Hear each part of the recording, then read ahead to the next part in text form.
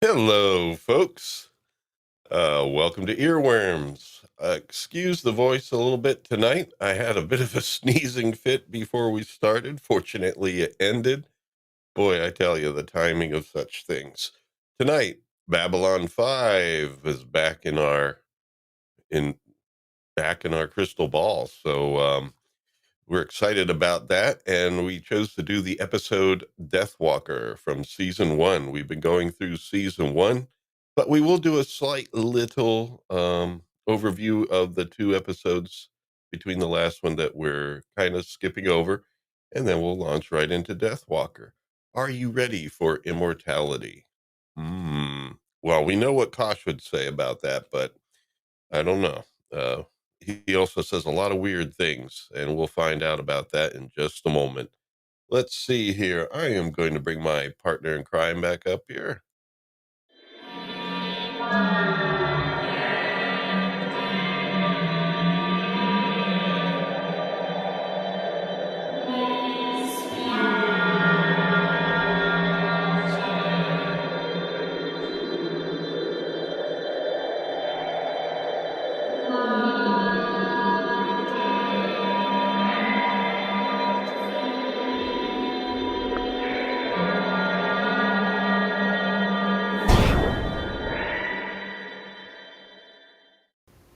Hello.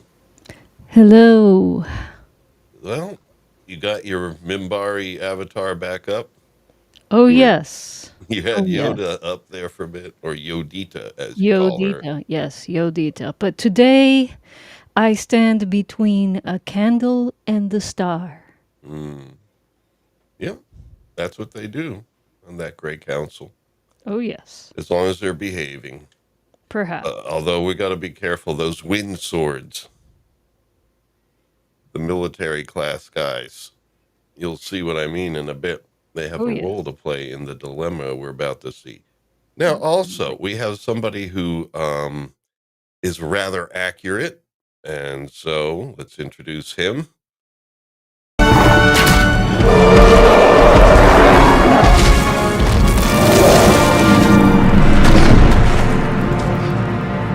That's a big target there. Even I couldn't miss that. I must if I'd realised that we were going to be that Kenny Rogers was going to be on the stream as well, I'd have played some background music. Oh, Well, I got to explain that a little bit because I knew this week there's room on the thumbnail for me to put a representation in for me. And this goes back to the spring when I had a dream.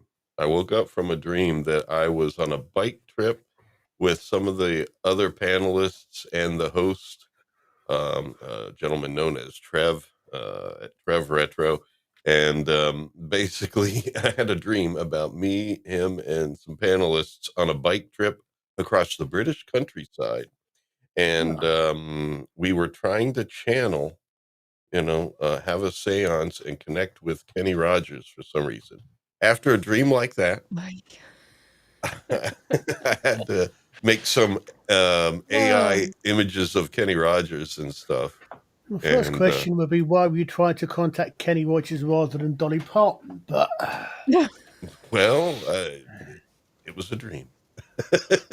was it a gamble? All right, we're going to bring this next gentleman back up. So what he says actually gets heard. All right, here we go. Make sure I'm playing the right one, though. One rabbit suit coming right up. Look. Jesus Christ! I warned you. Hello, sir. Hello, guys. You hear me okay? Yes. Yes. Yeah, looks like that microphone's working there. Yeah, I had to switch over because I used my classic setup.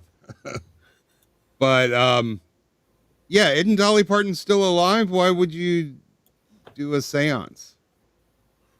I guess I don't know. Colin's anxious. He wants to communicate. He wants to get in touch. I'm in no rush. I'm in no rush for her to die. So she's one of the few old school icons we still have left. He's figuring the only way he could get in touch with her would probably be through a seance. So, Well, okay, I didn't realize it was a dream either because I kind of came in halfway in the middle. yeah, it was a dream about it. So let's all have a dream. Let's dream about a seance with Dolly Parton. Although I heard something about her last night on some other stream that her her seasonal shows are getting less and less Christmassy, and a little bit more and more, shall we say, politically correct and stuff. Oh dear. Well, Dolly Parton. I don't buy that. I mean, Dolly World is still very much. Yeah, I'm not sure I buy that. I guess I would have to see. Oh, okay. Well, I don't know. I'm just talking out my ass about something I don't know anything about. Maybe some of her producers or the people in the middle are a little bit woke and they're trying to put stuff in there, but that doesn't sound like her one bit. Okay. Well, anyway. This Istaphobos avatar is so Cuban today. He has his little cigar and a cortadito. That is a cortadita. How do you say cortadita? Cortadito. No, not with an L. Cortadito with a D. Cortadito. Yes, very good. Oh, so yes. I've pronounced it with an L my entire. I'm very happy to bring you my last two surviving vices. Coffee is hardly a vice. Yes. It's too delicious to be a vice. You know, and he's really going at it there. It's been a long day, you know. Maybe you could slow him down a little bit. Dude, he's making me want an espresso like right now. Well, come back to Dolly Parton. I was going to say Dolly Parton is the reason that I know that there was a verse to White Christmas. Oh, okay. Because the first time I heard the verse to White Christmas was the Dolly Parton Christmas special. Decades ago now, but well, of course you heard the other version of that song. I'm dreaming of a brown Christmas with every super chat I write. So the odd thing is I don't have that by Dolly Parton. I've got a copy of White Christmas with the verse, but it's not Dolly Parton doing it. It's one of the old school male country singers. I can't remember which one he's off the top of my head. But for some reason, even though Dolly Parton's when I first heard it, all the Dolly Parton songs I've got, none of her versions of White Christmas have actually got the verse, which is slightly ironic. Okay. Thank you for that. I think we're going to get into Babylon 5 now. So, I see Z3PO in the chat. This time it's not Z3PO, so I think it might be Z3PO. Yes, it is. Some beans. Flav's there. World of Swap Shop is there. Yes, folks, last week we did Star Wars Retold Praxium of the Pathfinders Chapter 11. If you haven't listened to that yet, please do. Swappers did upload an edited version where there was something in the sound he wanted to tweak, and that has been twacked. So now it's back up, and so you can check it out on Star Wars Retold. Link in the description. I like that twacked. That's Yeah, I have a feeling tonight that's going to come up again. Someone's going to tell someone else to get twacked. Well, anyway. Oh, yeah, that's going to be stupid gun twacked. Which is a carryover from Mr. Brown's there. Yes. All right. So anyway, here's our thumbnail for the evening. Looking cute there in the uniform there. Very nice. Istaphobos. Of course, Liza and Colin looking smart as usual. And me rocking the Kenny on the right. AI Kenny. There's something really zany about him. I don't know. Oh, yeah. Okay, so if we want to use that picture vista, there's one episode for later seasons that we have to do. We have to do the one with the shop. The shop. Oh yeah. Marketing. The other teddy bear. Yeah. Oh yes! Oh, that was a Babylon cute 5. one. Yeah. That was a cute one. And it was a great ending. Not to spoil it, but JS. Well, anyway, no one noticed the one thing that really stands out as problematic in this AI rendition of Kenny Rogers, huh? The Star Trek emblem on. It's really big too. It's like, hey, I asked for a Babylon 5 uniform, and you gave me something that kind of resembles an Earth Alliance uniform, then stuck a big old United Federation of Planets emblem there. Yeah, I was confused. That's where you need an object remover. Yeah, not confused about putting Kenny Rogers in the uniform, but Yeah. Well, anyway, we are going to review the episodes we're not doing, and this will be an image from one of those. This is War Prayer. This is where Delenn has a guest aboard, one of her college dorm mates from her time at Cornell, studying Minbari literature. And she's basically, doing some, I don't know. I guess, I don't know what she was there for. I guess to do a poetry reading, and they're talking at first. And, basically it was an episode about the doings of this gentleman, a former lover of Ivanova named Malcolm, who is from Australia, I believe. Are you sure it wasn't Sarah Lawrence or Bryn Mawr? It was Who knows? Or Brown. Cornell. Yeah, hey, just Beaver College. So anyway, here we go. Yeah, folks, there is an actual post-secondary school in the United States known as Beaver College. Yep. They don't think about some of these things, do they? Well, here's that's because it's. I would suspect that it's actually the English pronunciation of a French word. Biaver. Yeah, I would suspect it would be Beauvais College if it weren't for the fact it's passed through English. A lot of cows there. Yes. All right. So anyway, Malcolm here is he doesn't like the aliens too much, and as the episode unfolds, you see that he's basically in some sort of syndicate that is trying to ruin relations with alien races, and man, that kind of foreshadows the Night Watch and stuff, and the thing that the whole Clark movement got into, even though they were behind the scenes being controlled by aliens in the shadows. Oh, yes. Man. All right. So anyway, he's a former lover of Ivanova, but then we also have these two lovers talking about lovers. Yeah, these are cousins of Veer Koto, and he brought them aboard because they are refusing to get married to their arranged marriage partners, and they want to get married to each other for this thing called love, this crazy little thing called love. Yeah. Yeah, there's quite a bit of commentary on the Centauri view of that, where it's like, love, are you crazy? And he does make several jokes about it. He's like, what are you, 5? Like, so. Yeah. Is that the one where Londo says something along the lines of where it said that we celebrate our weddings are celebrated with all the solemnity that you celebrate your funeral, because we know that after the wedding, it can only get better, or something like that.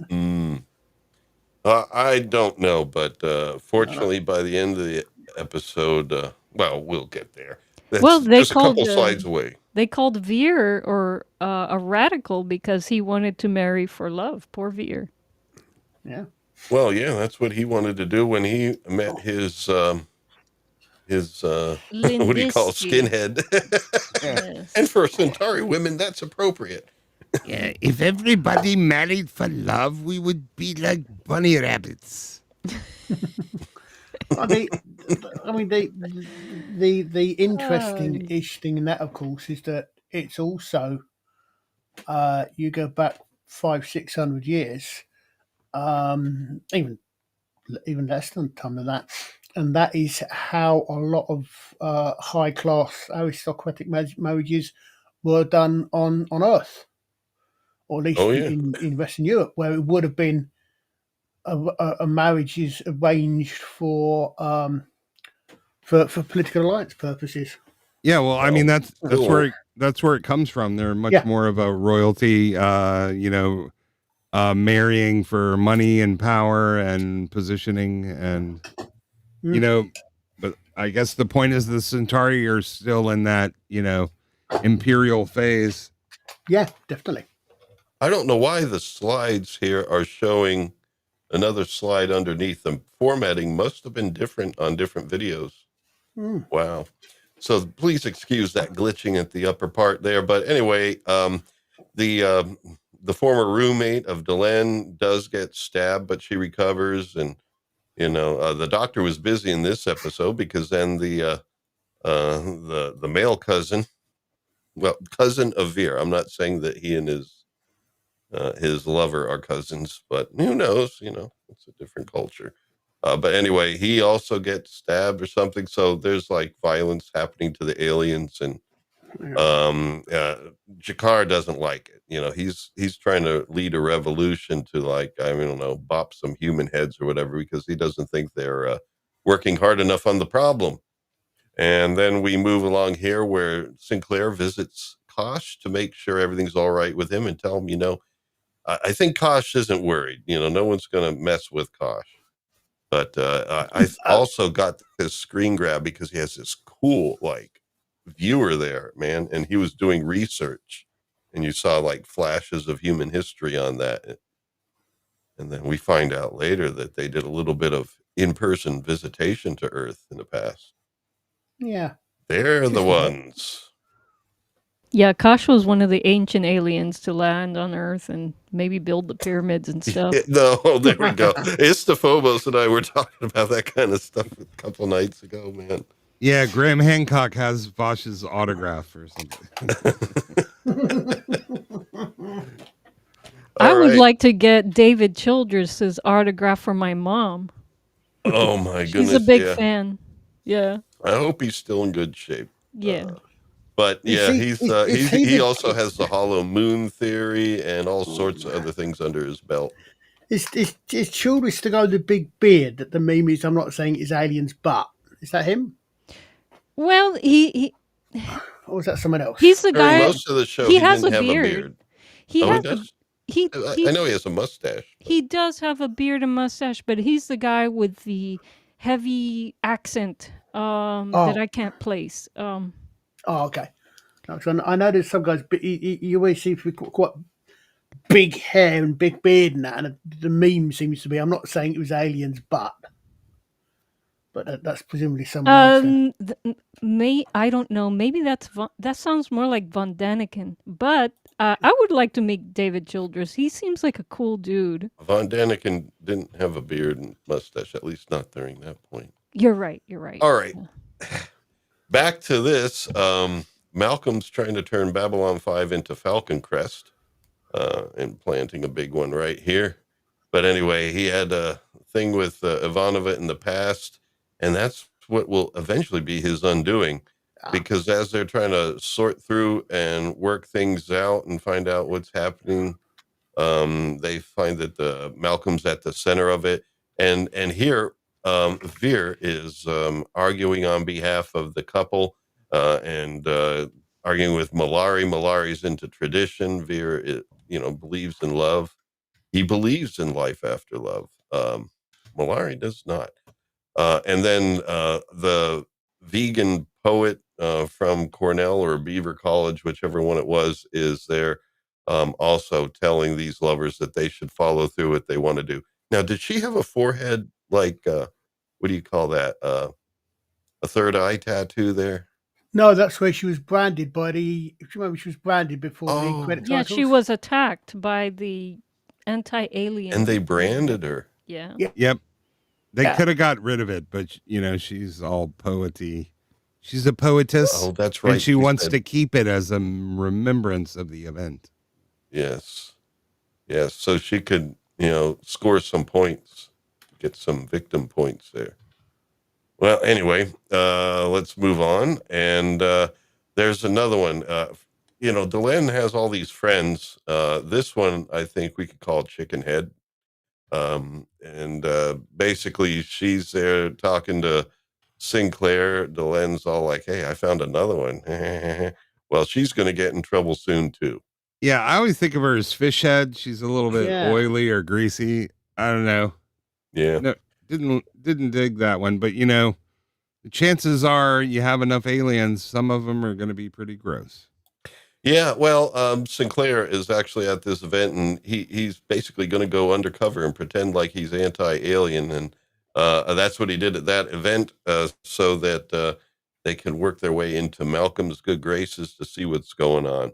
But anyway, back here, this is where Veer and Londo and the young couple are really going at it and the debating the whole issue. Yeah, I'd say go with love. I mean, this whole selective breeding and stuff, I don't know. I mean, but everyone wants a wife with huge tracts of land. I'm sorry, so you just said Rio Koto and the Keltons are going at it. I'm sorry. Jeez, man. Well, those you put something in the coffee. There's something about archery and debauchery that are, tied together. Well, we don't only use our fingers for arrows. Ay. Okay. We use it for writing as well. What do you think I meant? Oh yes. Yes. Scholarly activities. Cool beans. Well, anyway, but a good line that Londo had in this, I think, isn't this the one where he had the line he remembered from his father, something about, "I've forgotten how to dance." Yes. Yeah, very nice line. You don't want to forget how to dance, folks, because that means it's. Yeah, it was something like my shoes are too tight, but I've forgotten how to dance. Mm-hmm. Oh, yeah. Also, I kind of like Archer the Debaucher. That reminds me of like Chester the Molester. That kind of works for me. Archer the Debaucher. He'll get rid of all those botches for you. Oh, poor Cog. You'll get a good debauching from Ay. Well, yeah. So Malcolm wants Sinclair to prove it. And so basically he wants Sinclair to kill an alien. And wouldn't you know, it happens to be fish / chicken-headed fish. And I don't know. She looks like... no hair though. If she had some long hair, it would be more like the mother of what's his name, Neelix from.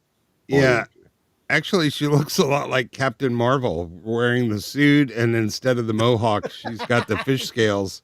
That's pretty much what Captain Marvel in the comics looked like. She's got the lesbian mohawk and the red and blue costume. All right. Well. But she's not too pleased about being killed. But anyway, no worries, because Michael Garibaldi and co come and save the day, and Ivanova takes real pleasure in taking down Malcolm, her ex-lover, because he done bad now. And there we go. Those are all the humans that wanted to get rid of aliens, and they're being marched out, and the Delenn and her poet friend are, talking about them like, man, how do they have so much hate? Well, we find out later that Delenn had some hate, especially with humanity. How is it they start to face? It was 10 years after the Earth-Minbari War. That might explain something. Yeah, I thought we were doing Deathwalker. Yeah, we are. Yeah. I'm just covering the episodes in between, and we're just about done with this one. Oh, okay. Yeah, Malcolm turns around. He's upset that he was done in by Ivanova, and but that's all right because she's done with him. And here we go at the end. Oh no, this is the next episode. This one, there's only two that we're skipping tonight. That was one, War Prayer, and then we have this one here. It's like something like All Full of Stars, or Night All Full of Stars. This is the one where these guys come in and you'll get a good shot of each one here. And their plan is to take Sinclair and explore his mind. In fact, this guy is going to do the deep diving into his mind. And there we go. And then this guy here, who is also known as Khan's right-hand man Yeah. from Star Trek II, The Wrath of Khan. Oh, yeah. Yep. Never noticed that. I Okay. shall avenge you. Yeah, he was wearing the catcher's pads. Yeah. Yeah. All right. So anyway, he's just like the muscle for the other guy. And so, they're targeting Sinclair because Sinclair still has holes in his memory from his time in the Earth Minbari War, where he basically blacked out after his ship was taken, and that nobody knows what it is, but people want to know because they think there's some secret, conspiracy stuff going on. And they would not be wrong, but they would not probably guess what it was. But anyway, he has a dream, and guess what? He's not seeing Kenny Rogers. He's instead inside a fake Babylon 5 with this guy. And basically a hallucination where this guy is interrogating him. And he has padding as well. And he's interrogating him about the Earth Minbari War. And so you have some dream imagery from that. I like how they did the dream imagery and everything. Yes, Z3PO.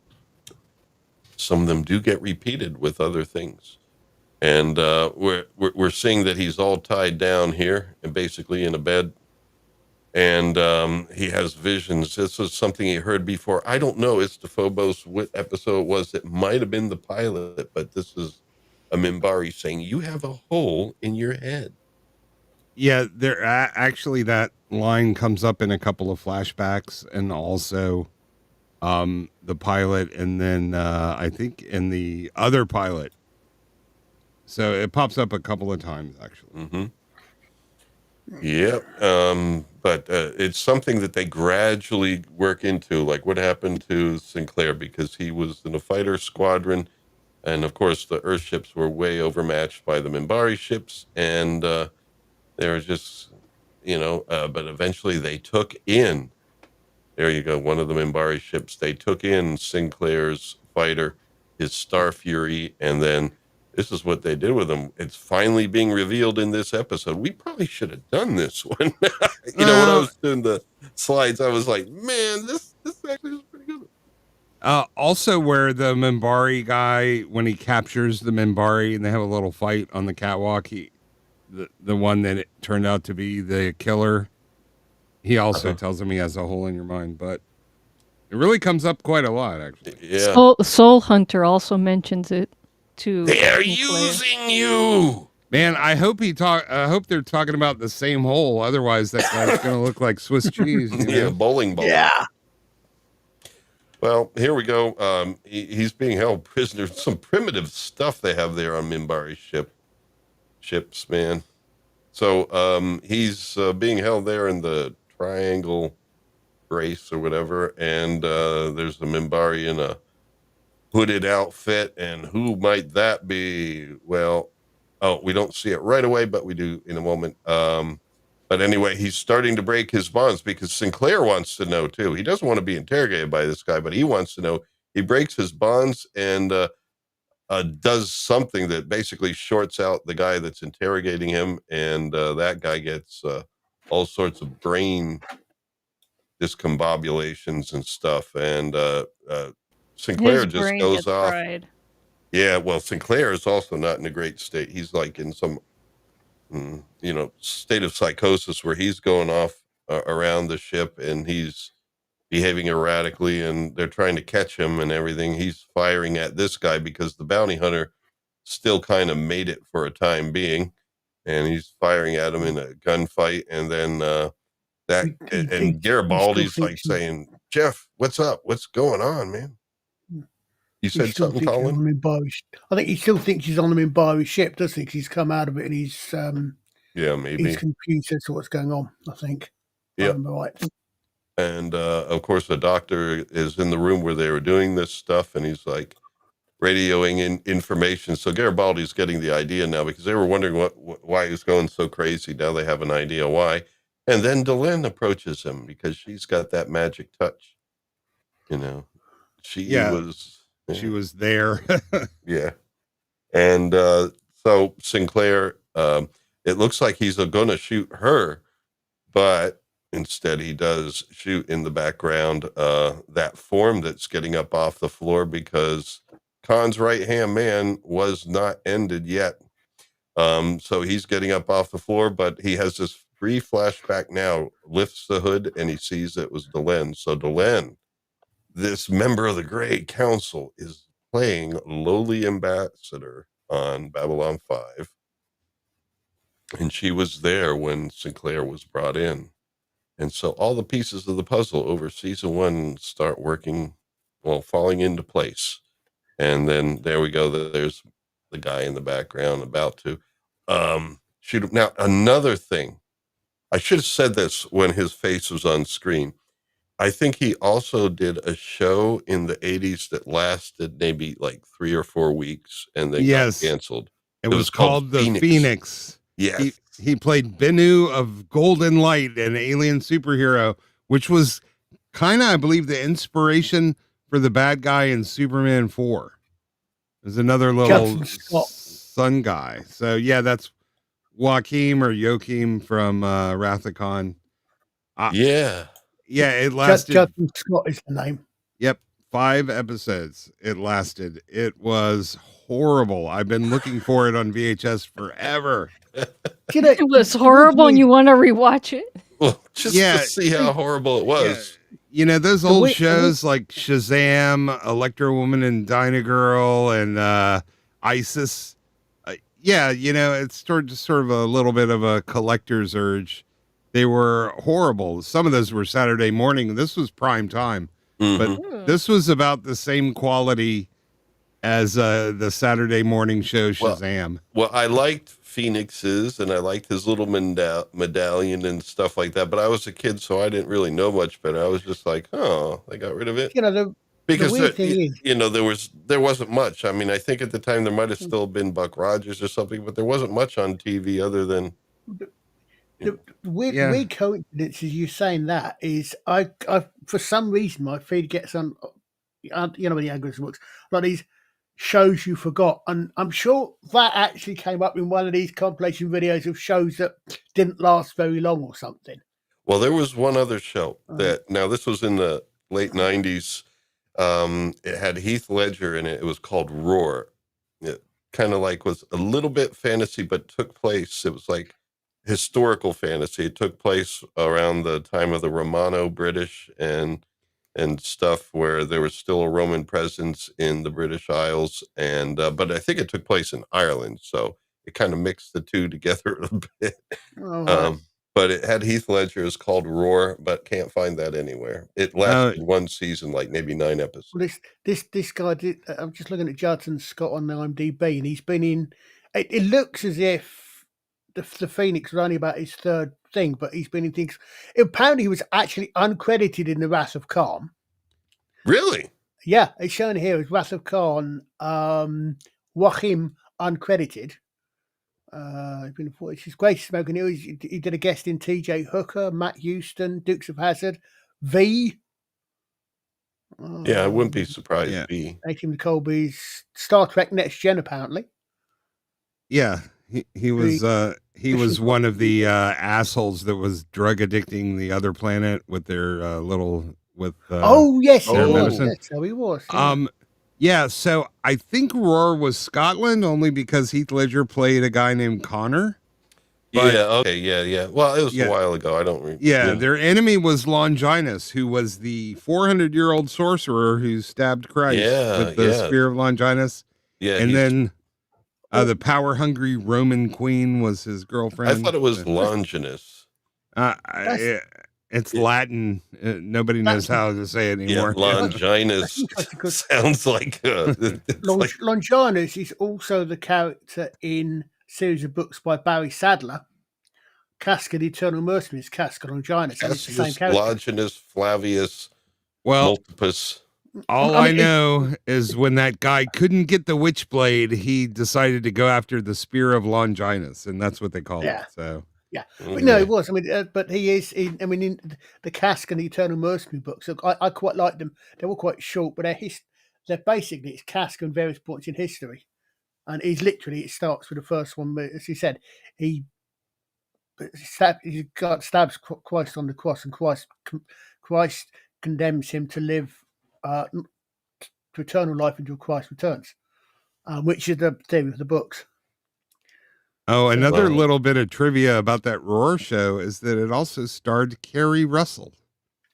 So, Yeah, you was know, she the Roman like lady of power that was yeah, well, let's see. She was Claire. I'm not sure. I would just call her Felicity. Oh Um, no. No, she was one of the I guess one of the yeah, I think Scottish ladies. Vera Farmiga was the one you're talking about, or Queen Diana. That was I mean, it Lisa was Zane. still a good run of episodes for one season. I mean, I'm wondering if it's Yeah. still out there somewhere. Yeah, it might be. It also starred the very lovely Melissa George, Mhm. or the formerly very lovely. It had Melissa George. potential, and I'm just wondering. Well, they axed it because, well, we need more things about lawyers, cops, and Yeah. Well, doctors. they axed it what? After about like 9 episodes or 10. Okay, no, that totally. I've been on a run today of really bad jokes, or else it's a real tough crowd. When I said they axed it about what?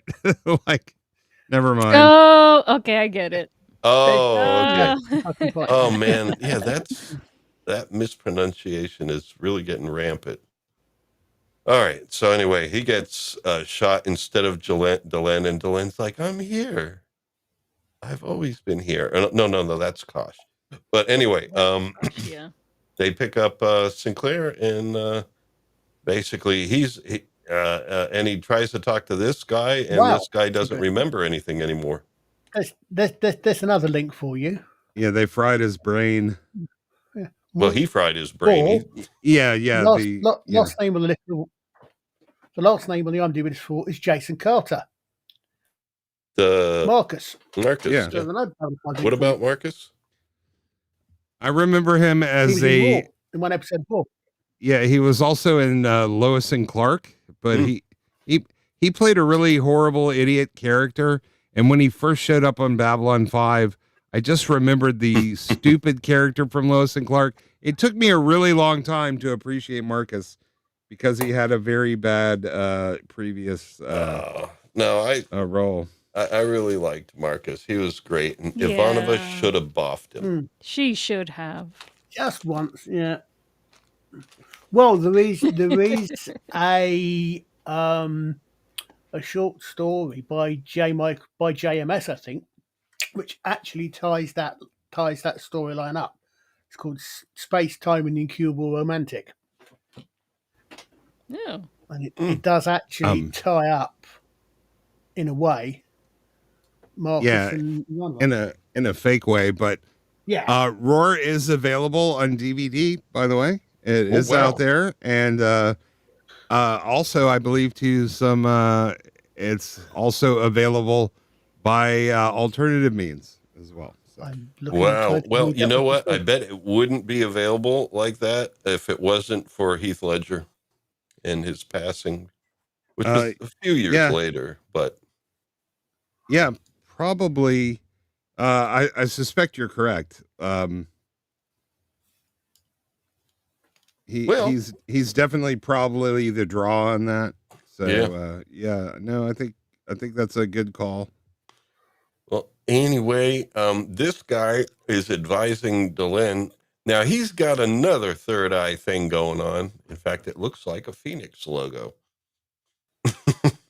But anyway, he's basically telling her that if he gets any memory of it, he must be killed. So the audience is being led on, like, what happened? What is this big secret? And we don't find out until season 2 at the beginning. Yeah, that's exactly like my power company's logo, by the way. Just saying. I got to pay my bill. You mean that suggests so your power company's actually a member of the Grey Council, is it? Well, it's a little lightning bolt in a triangle, so that's Because basically my I power think if I remember company. right, that's what that one is. Because you remember at the end of, do you remember in the pilot when Delenn threatens Jakar at one point, she holds her hand over her face, and that thing that's actually on her. One of those appears on her forehead when she's doing that. Yeah, but only when she uses her little power ring. Yeah. So, I think what I mean. I think it's the symbol of the Great Council. I think. oh Yeah. no, well, it could be a triluminary, but I think Yeah. hers look different. But I'll have to go check because it's not quite sure. Yeah. Well, the triluminaries, cool. Well, there we go. Basically, he's left nonplussed at the end of the episode, but I don't know if I think it's like in an episode after this, he does tell Garibaldi that, all right, it's time to investigate me. You know, you do it, Michael. You investigate me, find out what's going on. And finally, we're at Deathwalker. Yeah. Garibaldi does it his sneaky little way there. I wanted to ask Joe Darkness, what is making Homer so pissed off? Because his avatar? It's a very angry looking Homer. Oh, well, also, I just want to say, as we start Deathwalker here, just some notes. A couple weeks past, we did have a request for channel memberships and emojis, and last week I did initiate that. We have one channel member so far. In 1 week, we got one channel member, and it would be our chief mod, who I forgot to mention, but our chief mod, Scott Hovid, in the chat is the first member, and he's not proud of being the only one at this point, but he's proud of being the first. So let me just see here. It always takes me a while to do this, and I was about to play the wrong thing. I organized it. I put Eat my shorts. Eat my shorts. He said it twice, in fact. But anyway, so folks, just $1.99 a month helps keep the channel going, and we are going to be starting. We're going to experiment with Friday night, 7 o'clock between Trev and B-Sides. This week, I think we shall succeed in doing it. We tried last week, but it didn't work out because I had some computer problems. But it looks like we're going to try this coming Friday. Mike Gorley, another panelist who is not with us this evening. He's in Ohio, and so he's not home. But next week he'll be home, and we're hoping to do the album Rush 2112 on Friday. Lawrence, you're going to have to make more emojis because Istophobos just became a member. Oh, thank you. Istophobos. Well, we have two, and I already have one made. If there's a little bit of a lull, what I'm going to do is, because it only let me upload 4, and then it says, when you have 2 members, we'll let you upload 1 more. And it looks like it's going to be like that ongoing. Like the more members, the more emojis I can upload. So I got a bunch that I made. I have 1 more for the panelists. That's Eliza emoji. It's your Yodita look. So that's the next one that's going to go up. And then after that, I have some musical instruments for our Friday streams. I am planning, folks, on earning it. You know, I'm going to be doing more so that, there's more to be interested in, and hopefully more incentive to be a channel member and grow this community. Hopefully, at this point, my goal is in the next few months, hopefully my goal will be that cover the costs of EV Mux for these streams. Right. Well, when we finally do get when we finally get 9 members, can we call them the Grey Council? 9. I guess we can.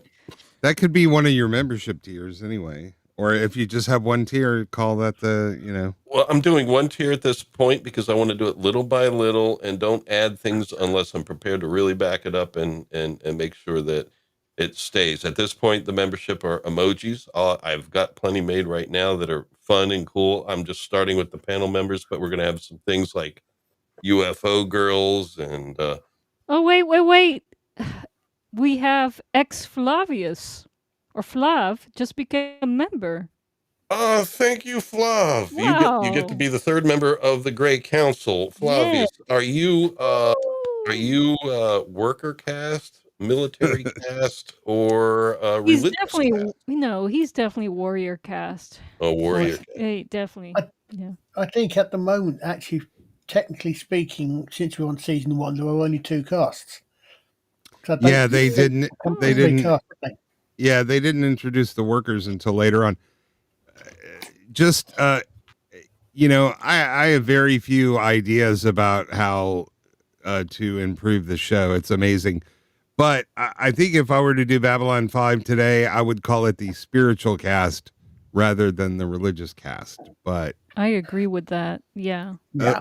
especially considering their religion is very sort of informal and their main goal is or at least supposed to be seeking spiritual enlightenment with souls and everything. So it doesn't seem like they have a very dogmatic religion. They do have some rituals, but yeah, I would go with spiritual cast. That's one of the few improvements or ideas. It's one of the few notes I would have for JMS. Let's put it Well, that way. they have about 50 pre-marriage rituals Oh that yeah. John Sheridan found out. No, it's way worse after marriage. Remember, like that's way worse, man.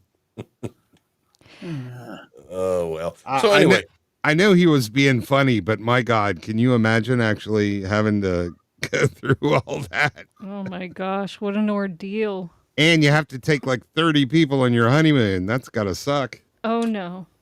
well, I want to thank all of our our 3 of the Grey Council. I think we should say that. We could call it, Yes. Flav, Scott, and Istophobos are members of the Grey Council. We have the Trinity.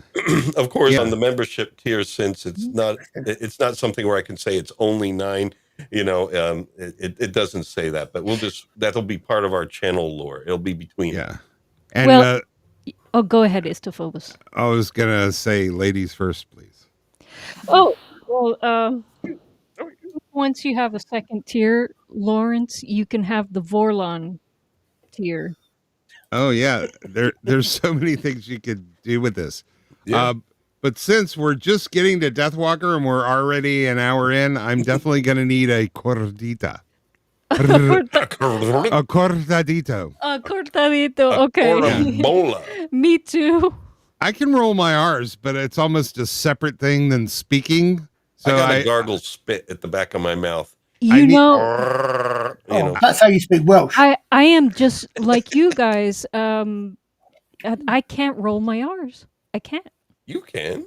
I cannot. Not on purpose. I can do it separately from talking, so I would need Yeah. to integrate that into.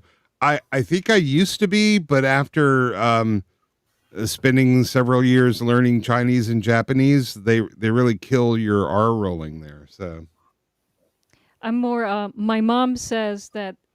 I don't know where this comes from, but my mom used to tell me, the Puerto Ricans can't roll their R's, and so you got a bit of the Puerto Rican side of the family Yeah. coming out. The So Latin American students I hung out with in grad school had this thing about the Puerto Ricans. They said they couldn't pronounce their R's, and they said it sounded a lot like L's, like Puerto Rico.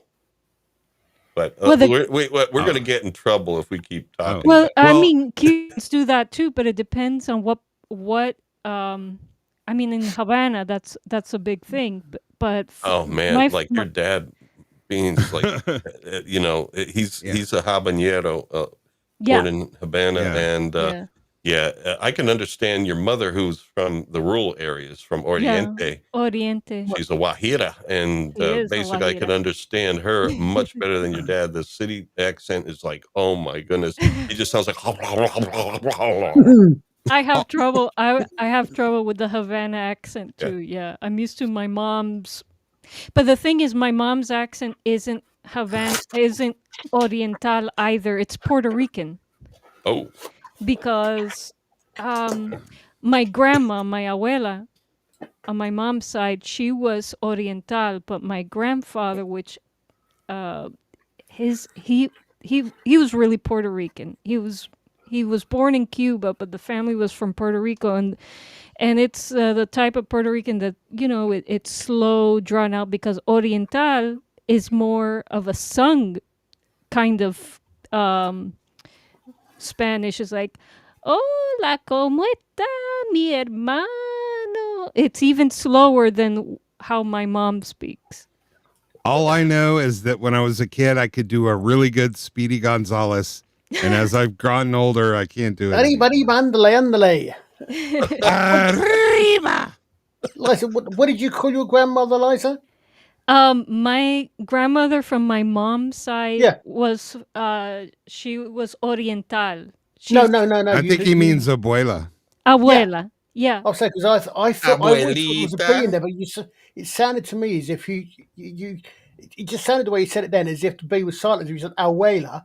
I always Yes. thought it was an Yeah. abuela with a That's B. part of like Yeah. one of the options in like Oh, Cuban okay. accents. You can Abuela, drop all abuela, sorts of abuela. letters. Yeah. Yeah, she had We a don't- very light touch on the B for sure. Yeah. Interesting. Yeah. Yeah. Very interesting. Yeah, in fact, it's the cool factor. The more you can earn more cool points by the less letters you pronounce. Oh But yeah. still have people somewhat understand you. Hola. Well, That's actually a Japanese thing too, because good morning is like Ohio gozaimasu can turn into ajus. Ooh. I'm not kidding. That's how like a very drunk businessman or teacher hungover in the morning will say just Awesome. right?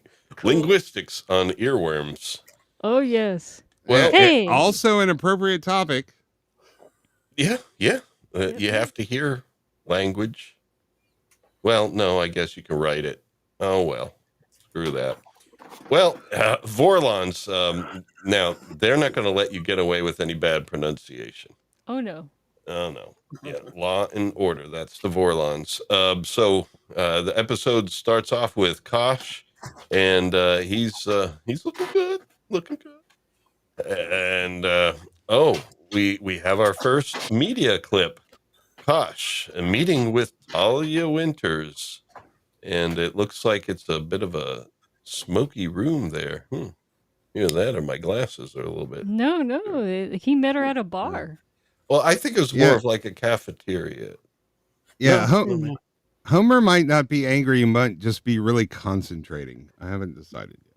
Concentrated Homer. Yes.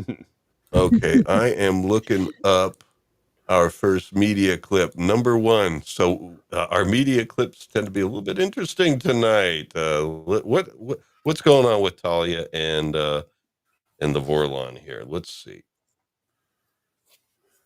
Well, once again, folks, we got to keep them short. If this does end up getting clipped out on the rewind, I will put a comment pinned to the top with links to Odyssey and Rumble so you can see the unclipped version. But I'm trying to keep them short, so hopefully YouTube doesn't block me. Because in the past on Babylon 5, if the clips were too long, I was blocked from publishing the video until they were removed. So let's see what happens. I'm keeping them short tonight. All arranged, as is payment. We will meet in Red 3 at the hour of scampering. Basically, he arranged a commercial telepath contract with her, as she is a commercial telepath. All the paperwork has been filled out. The Vorlons are very good about that. And so everything's set up. She's thinking, well, this is weird. Doing work for him is kind of weird for her. And he's like, everything's been arranged. All the I's have been dotted. All the T's have been crossed.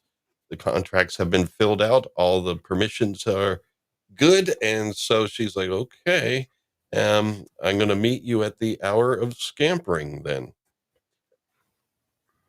Anybody know what the hour of scampering is? might be? It sounds like when everybody gets off work, It's like, oh yeah. Or it's when we start right after musings, because half of Brown's audience scampers off. The other half joins us. Well, anyway, that's what's happening there. I feel like I'm being scampered right now. And so anyway, she's a little bit nonplussed. That's the second time tonight I used that vocab word. What do we have here? Shoot, The man. Minbari flyer. Oh, yes. There we go. The Minbari flyer coming in to dock. Well, the Minbari come here all the time, so nothing to see here, right? Well, we'll see. This is what the whole episode's about. And what's her name? Natoth is checking in on the arrival of another ship. We'll find out later that was a somebody from Narn, a Narn official who's going to be trying to do dealings with the subject of this episode. But we'll approach that when the time comes. But she's checking about his flight, and then she looks over and she sees what? What is this? What is this?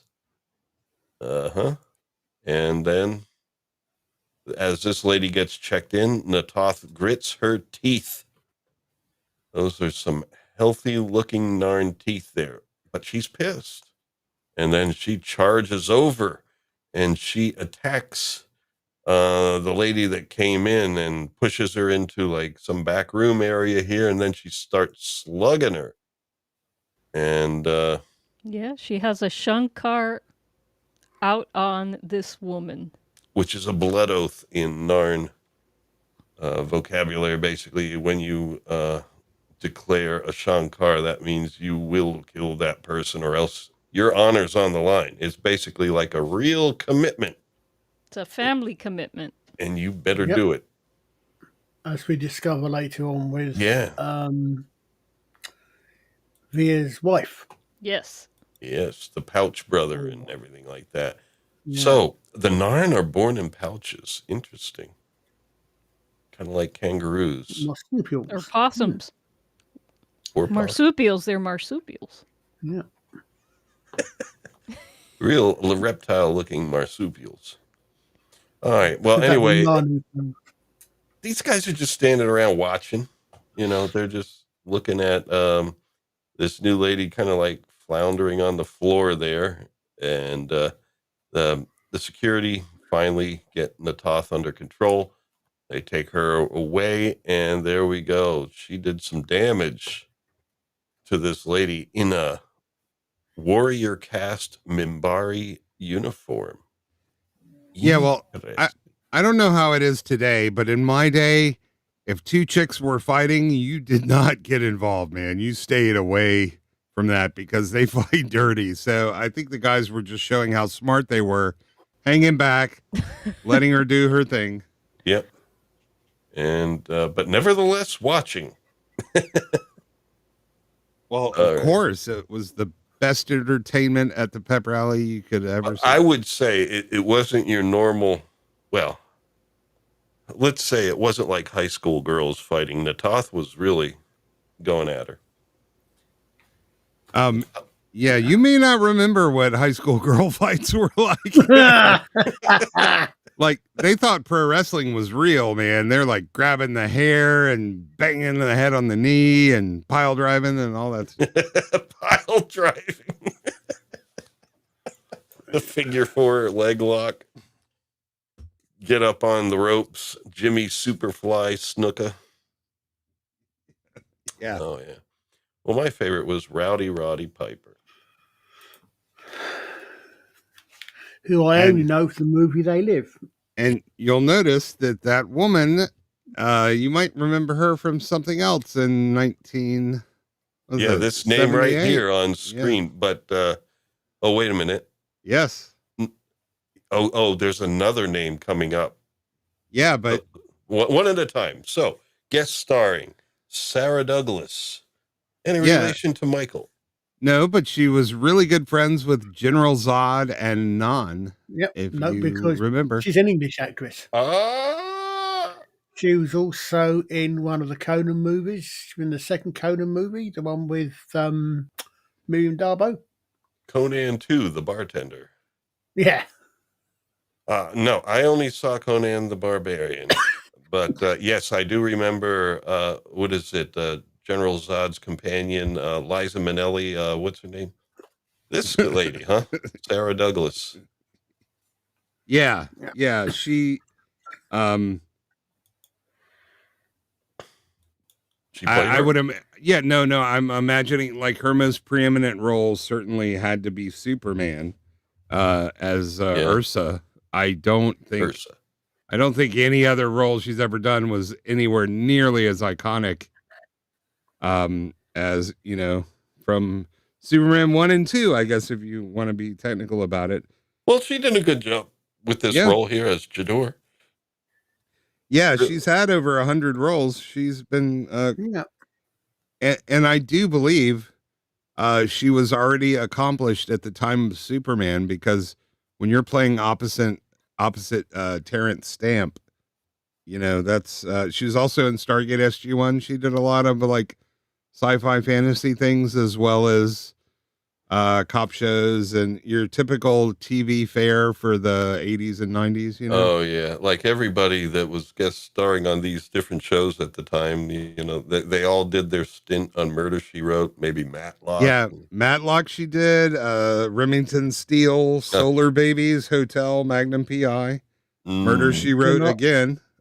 She Funny how, like, I mean, you're listing some good shows there, like Magnum PI and Matlock.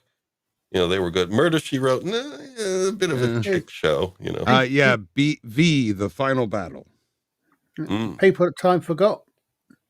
She was also, and I guess this will be coming up. So can you guess this? Well, we may not do season 2, but she was in Space 1999. Oh, who? Sarah Douglas? Yes. Ah. Yeah, she was in the second series, episode 12, AB Chrysalis. Chrysalis? Indeed. Chrysalis. Oh, looks like there's been more than one chrysalis in science fiction. Yeah, lots of chrysali. Oh, yeah. Chrysalises. Yeah, Delenn wasn't the first. There was a whole thing, Cocoon, with Wilfred Brimley. Yeah. Yeah, those. Oh, and we're gonna come up on one here too. Yeah, so but I don't know, ever since Superman, I always recognize her name. So anyone heard of someone named Robin Curtis? Yes, but that just brings back Discount Kirstie Alley. PTSD, exactly. Yeah. Discount Kirstie Alley. Listen, nothing against her. She's a great Romulan. But she's the reason I can never fully embrace Star Trek 3. Well, technically, she was a Vulcan in this. No, she was a Romulan in TNG. Okay. Well, yeah, I was talking about times. Star Trek 2, The Wrath of Khan, once again with the Phoenix guy, Yeah, so she was Kirstie Alley's replacement, but she played Saavik completely differently than Kirstie Alley did. I know. Well, the thing is, she probably would have been fine if she did both, Yeah, absolutely. I actually preferred her Saavik over Kirstie Alley. I'm kind of partial to Kirstie. But yeah, me too. Because she was extremely emotional for a Vulcan, and I appreciated that vulnerability in her. Although now they might as well make Vulcans, hyper emotional. It's absurd. Yeah, they might as totally well be ruined like them. Musical theater majors. Okay. Well, anyway, Robin Curtis. But yeah, she unfortunately in Star Trek 4 she has one line and she's out.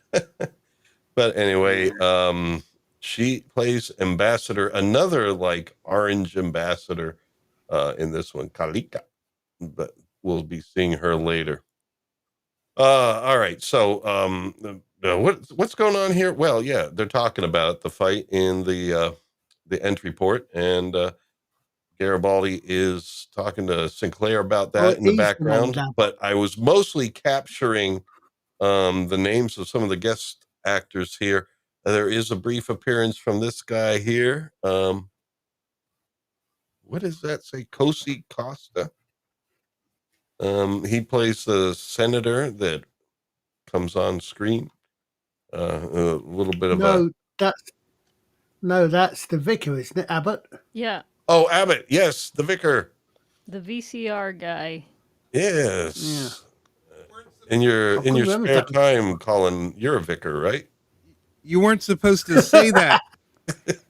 I wasn't. No, that's the reveal at the end. You weren't supposed to say what vicar meant yet, but Oh, I God. guess you can, but so here's an interesting bit of trivia. Cosi Costa was the part of the abbot was originally supposed to be played by Gilbert Gottfried. Dope. Wow. That actually probably would have worked.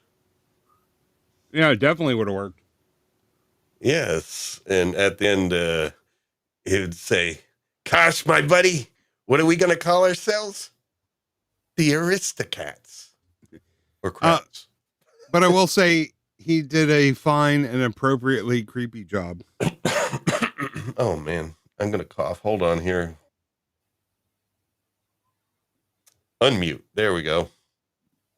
Yeah, I'm so slick. I announce it. Okay, Joe, let's Joe of Darkness, I'm surprised that your VCR still works. We have one. I don't know if it works though, and I don't know that we're gonna try it, but we have one in the garage. But yeah, they are cool.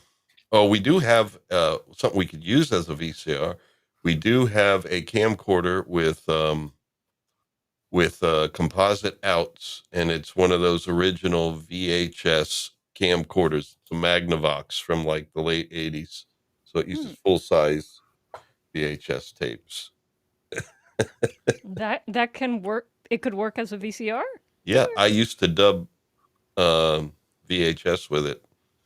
You know, maybe I'm not saying, I'm not going to confirm or deny. I may have dubbed some Blockbuster rentals. I had a Panasonic video camera that recorded to full-size VHS. It was basically a VCR that you slung around your shoulder and plugged the camera into. Mm-hmm. And then you needed a very long extension cord because it was not portable. But I think that was the first video camera that I had gotten. So, you know, the camera was pretty big. It looked more like almost a professional camera. But there was no room in the camera for any kind of tape or recording. So you slung the, it was a little bit smaller, but you slung the recording pack, you know, around your shoulder, like a big old, you know, shoulder bag holding, it was just the VCR. And so you could just plug that directly into the TV and look and see what you recorded. Yeah, it was all sorts of cool stuff you could do with like tape and stuff. Unfortunately, it stretches, wears out, and all that, but all sorts of cool stuff you could do and tinkering you could do. And demagnetizes over time. Oh, yeah. Well, Akai Aliong, or Aliong, is the senator I was thinking about, briefly appears. And then that is our cast of guest stars. Well, anyway, I, you know, now that we got to this point, I'm trying to think about what's happening here. But basically, they're just like saying, okay, we need to investigate this, find out what it is. She says it's Deathwalker. And, you know, it unfolds that, you know, Deathwalker was from the Earth. Well, the Dilgar was at war with just about everybody, it sounds like. And the Earth Alliance did help out with that. And basically, I think it was the Earth Alliance that finally, you know, was the deciding factor and defeated the Dilgar in the Dilgar Wars. And but that was, you know, a generation ago. And in fact, Sinclair's father fought in that war. And you know, it was they were a very brutal people. And this Deathwalker was, you know, the top of the list with war crimes and stuff, biological warfare, and all sorts of the stuff that even the people that like war don't think is a good idea. You know, so anyway, they're Well, there's an talking about interesting. that. That was long ago. This can't be Deathwalker. You know? Well, I hadn't known this, you know, but looking at IMDb, it's saying that JMS he'd been musing story ideas when he pondered what if Adolf Hitler, if he was still alive, could possibly offer to stave off prosecution for mass murder. The only thing that seemed plausible was what Jahadur offers. So that was the basis for when James has got the idea, was the idea that what would someone as infamous as Hitler actually be able to stave off prosecution with? Well, Which could explain why Jahador could kind of the Dilgar version of Mengele. yeah, she would have been the Mengele, Yeah. which I think didn't Mengele survive World War II? I don't remember if I'm not sure. I know there's one or two films about him escaping to being hunted down in South America. Argentina. But whether he actually did or not, I honestly don't remember off the top of my head. Okay. Well, I don't know. Maybe I know that some of us do research on the fly. If that's important to look up, that might be a good thing to look up because if he's still alive out there, we'd want to know. I don't know he would be by now, But anyway, yeah, it's that's the idea. She was basically like the Mengele, and that's what Garibaldi's saying. It's like, okay, there's no way she could be alive. But it's the number of years, and so that's what they're thinking at this point. And of course, Natoth here is being held because what she did was illegal. Well, and first of all, a lot of people don't believe it really is Deathwalker, so you can't just go beat up people out of nowhere. Yeah, sorry, I just got back. I had to use the men's. Mengele escaped to Brazil, and he died there in the late 70s, I think. So it 78 or wasn't 79. Argentina. No, he went to Brazil. Okay. But so still he might South be the America. one that was in the boys from Brazil. Yeah, also, just in case anybody cares, the Panasonic camcorder was called the Omni Movie. So, Cool. If you want to go vintage shopping for something, very retro. Lots of moving parts. Got to be careful with those purchases. Yeah, because those technology with moving parts and stuff like that, you gotta. It's always best to be able to check them out first before you buy them. Yeah, it was their last series of camera before the official handheld camcorder line started coming out. Yeah, with the VHS-C, I had one of those for a bit, but yeah, there's nothing like the shoulder carrying full size VHS camcorders. There's nothing like that.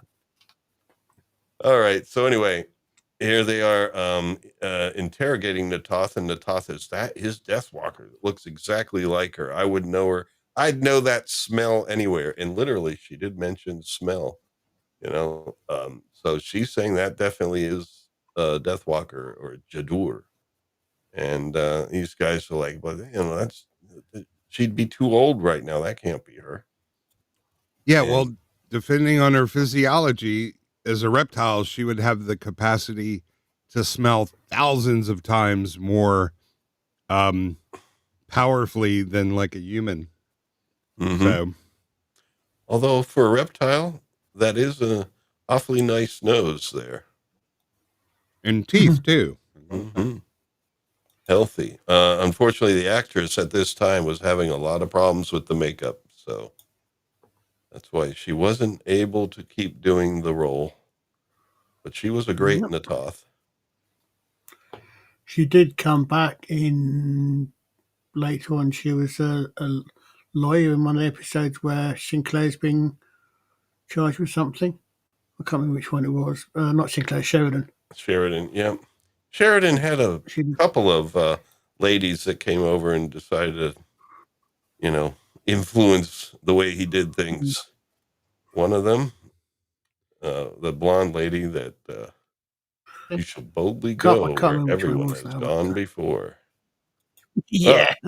Anyway, so he's telling Garibaldi, all right, you better check this out and see what's going on. So Garibaldi's on the case, and then Jakar comes in and he's apologizing for Natoth's behavior. And Sinclair is willing to let her be under house arrest in, of course, Jakar's quarters, as she is his aide. And so Um, basically, that's what he was able to get. And he's like, Natoth, come here. And she basically does bow to Sinclair as she leaves, basically respecting what he has to do, in the situation he's in.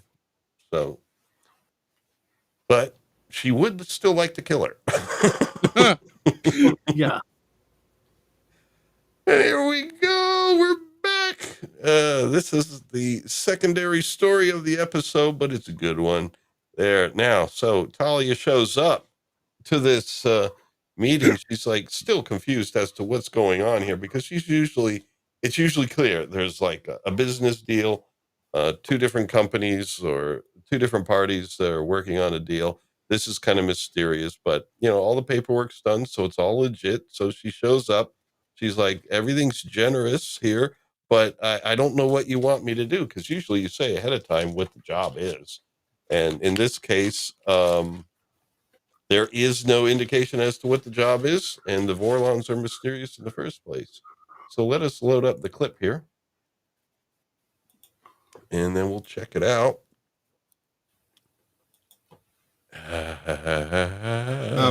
While you're loading that up, can I mention just hats off to anybody who does like a makeup heavy role. For the Narns, it took 8 hours in the makeup chair before filming just to put that. I can't even do 15 minutes at the post office, man. I think I think they got it down significantly, as they got better and more efficient with the makeup. But here's the weird thing. Andreas Katsulis was reported to have loved the Jakar makeup so much, he would go in early and spend as much time as possible in it. He said it made... Well, the man is not what you'd say conventionally attractive, and I guess he felt really empowered and good looking in the persona that his makeup created.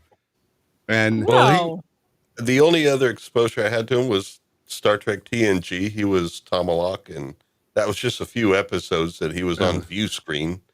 And then Enterprise. He was on Star Trek Enterprise. He played just in one episode. He played a guy that his culture basically had these birthing, like women that their whole job was just to give birth, and that was kind of controversial and stuff like that. But that's the culture he was a part of, and he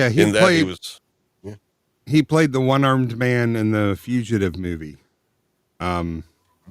So it was a pretty, involved role. I know, like in Deep Space Nine, the Odo type makeup took about 4 hours. Wow. But we've lost a few actors because of how difficult it was and how long it took to put on makeup. They usually get paid like an extra amount, because you imagine having to spend 8 hours and every filming day in a makeup chair would drive me, I better get some good Coke. I'm just saying. And then, because it's not only that, it's then how long it takes to take the makeup off afterwards as well, obviously. Yeah, we lost one of my favorite actors, Virginia Hay from Farscape, because the makeup was really hurting her skin. And so it was literally poisoning. When you say lost, does that mean she left the show? She didn't die, but she was my favorite character on that show, and she was a very Delenn-like spiritual plant priestess. So plant priestess. Unless you got the wrong side of her. She's humanoid, but she was blue, and the idea was that she was actually a sentient plant. So rather than being an anthropod or something, she looked human, except for the blue, bright blue, a lot of blue. But no, she was a plant. So she was basically the blue version of a Warhammer orc. So she was able to get away with the line, "What am I, a potted plant?" Yeah, I don't know. Chlorophyll comes in blue, but also she could do magic. She was a really good character. It's the kind of magic. Yeah. And we gotta have a karaoke night. Yeah, I think Colin should be able to carry all the Queen covers. Awesome. It's a kind of magic. Oh, right, I thought you were singing Magic from Xanadu. It's like, oh, okay. I didn't even know you watched the movie. No, Seen it. the only Xanadu I know is the Rush song. But like Babylon 5, Farscape was a very alien heavy show, and almost every role had really, really significant makeup effects on there. Very So involved. anyway, Yeah. I do see Robot there in the chat. Welcome back, Robot. Melanie, Yeah. our friend. All right, let us play this clip that's been sitting here. Understanding is a three-edged sword. Ah, yeah. Yes. That quote, that's a quote that Mr. Brown uses all the time. Understanding is But I always used to think it was a Mimbari saying because, of course, as if I might quote Sathras, everything Mimbari is about 3. Mhm. I always think it's Mimbari until I'm reminded. No, it actually starts off with the Vorlons. So it's the Vorlons Yeah, they saying. probably got it from the Vorlons. Yep. Yeah, they were Yes. ancient aliens in many cultures. Well, Oh, yeah, they were. well, basically, she just wants to know, what's this all about? And she wants to understand what it's about. And he's like, understanding is a three-edged sword. Vorlons always like to say something a little bit cryptic and never really answer your question. What it is a pretty straightforward proposition. It's like, what am I going to be doing? You know, but it's like Well, understanding. it's actually, it's not straightforward at all if he really answered her question. And we're going to have to wait several weeks before we can really give that answer. Right. Yeah. Right. Although we'll talk about this at the end when it comes up, because I'm wondering how related this is to that later on. Oh, it's exactly related, but I don't think we should even touch that in this episode. I think we should wait until the other one comes up, but that's just my opinion. Okay. Well, we can do that. But I will say what happens in this episode, because all right, so here he comes. Here's Abbott. And he comes in just saying something like, I forget it, but it was something very spacey, just kind of like, A oh no, Jovian yeah, he sun. said, no, his first line is awesome. He's like, gosh, you old dog, I didn't know you'd be bringing a date. Yeah, he asked for a Jovian sunspot for his drink. Yeah, but the first line, he does call Kosh a dog. What up, dog? Oh man. It was the 90s. Yes. What up, dog was a thing then. Yes. But calling Kosh that and he says something. I mean, he's a happening guy, and he's kind of like says a line there to Talia. He notices she's attractive, and yeah, and so they begin with some things. It's like I don't know. Kosh says something cryptic to start, and then he's like, "Does Saturn have rings?" And of course, well, anyway, actually, I'm getting ahead of myself because at first, Kosh asks her to scan him, and so she does a little bit of a little mind scan, and he's like, "Oh, nothing like a good old scan to clean out the processor." And she does it, and she's a little bit surprised because he's blank. It's like there's nothing there, and Kosh is like, good. Yeah. Now, the way he calls Kosh a dog, it isn't like, yo, sup, dog. It's more like cry havoc and let's slip the dogs of war dog, like from Julius Caesar. So I'm just saying, yeah, it sounds more like, that kind of dog. But, well, that's just my recollection. Well, did Shakespeare said, is that a date I see before me, dog? Yeah.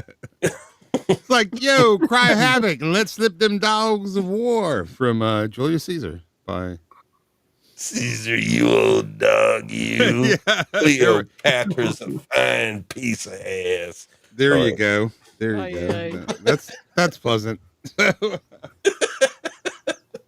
Okay, there we are. So, but that's the kind of like, well, I guess he's a Shakespearean dog.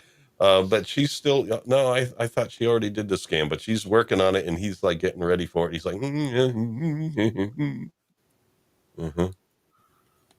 What does Robot have to say there? That was a wordy one, and it went too quick for me, Beans.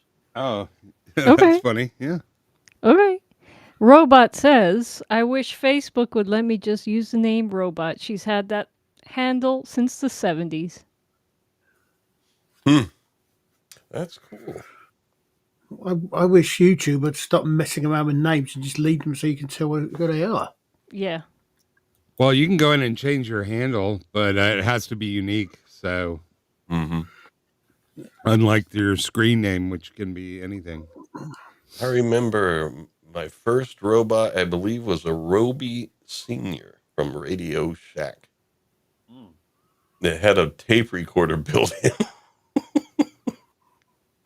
Wait, what was the robot's name again? Roby Senior. It was like this white robot with a round head and round eyes, but it had a tape recorder right here as its like 2XL. Yeah. Yep, and that's largely what I used it for. But it did have remote control, so it could move around and then play tapes on it and record things. Cool. All right. Well, anyway, that's enough of the memory lane there. She's scanning him, and he's taking it like a champ. You know, he's Blank. no skin off his back. He's pretty much, Blockbuster already blanked him. I love that hat. Oh, wait a minute. We do have a line there. We have media clip 3. Okay. Let's play it. Let's do it. What do we do here? And I loaded it. That is a fine hat.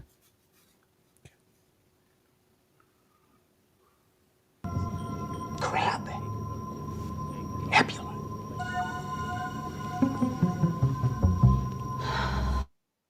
That's how the conversation starts. She says is something cryptic, and then he's just like, Crab Nebula. She is a really good eye roller. I have to say, like, you could line up 100 people and you will know when she's exasperated before anyone else. Hold on, let me get that up here, because you said for a while she was with Jerry Doyle, Michael Garibaldi. I guess she did a few eye rolls with him.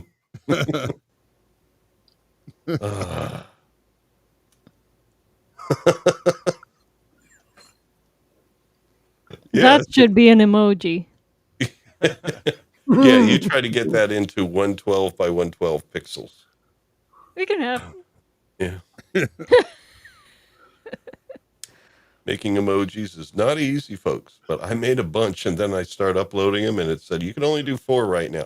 Well, thanks to Flav and Istaphobos, we can add a 5th emoji. It'll be Yoda Liza, but as I am streaming right now, I'll put it up after the stream for next week. Oh, incidentally, what are we going to do next week? I think I'm going to put a poll here because there's a couple options. Since we are doing some more music, like on Friday, we do have the freedom to do something more sci-fi, but I had another idea. And I'm going to just run this by you now, guys. I was thinking it was great the one week when we were talking about, doing some AI generated spaceships. And, with swappers having created a couple of spaceships for Praxium of the Pathfinders. And it looks like something you were into, Ista, in designing a craft. I was thinking, as sci-fi people, we could come up with some pretty cool spaceship ideas. Doesn't mean you need to even have a story or whatever. It could be something you suggest for a pre-existing story that you like. You've got the Moonbase Eagle and the Liberator. You're not going to beat those. Well, I'm sorry. Yeah, I know what you're my saying. idea, as I'm saying, but we can come with like just I know what you're saying. Yeah, some spaceship ideas, and then what I'll do is I'll mix it in with music and say, if you get it to me by Wednesday, I'll do some sound design and actually do the interior sound as well as exterior sound Nice. and weapon sounds for the spaceship. So if we pick one each, we could talk about it and you can go into details about it. Fantasize as much as you want. You could talk about its loading capacity. You could talk about its bathrooms, whatever you want. And, but I was thinking of doing something called synthesizers in spaceships. Other than that, we do have UFO that we can get back to. And so what I'm going to do is make a poll here for our chat. Okay. In the future, these polls we might do some of them as, members only stuff, but as we only have 3 members right now, we can't quite do that yet.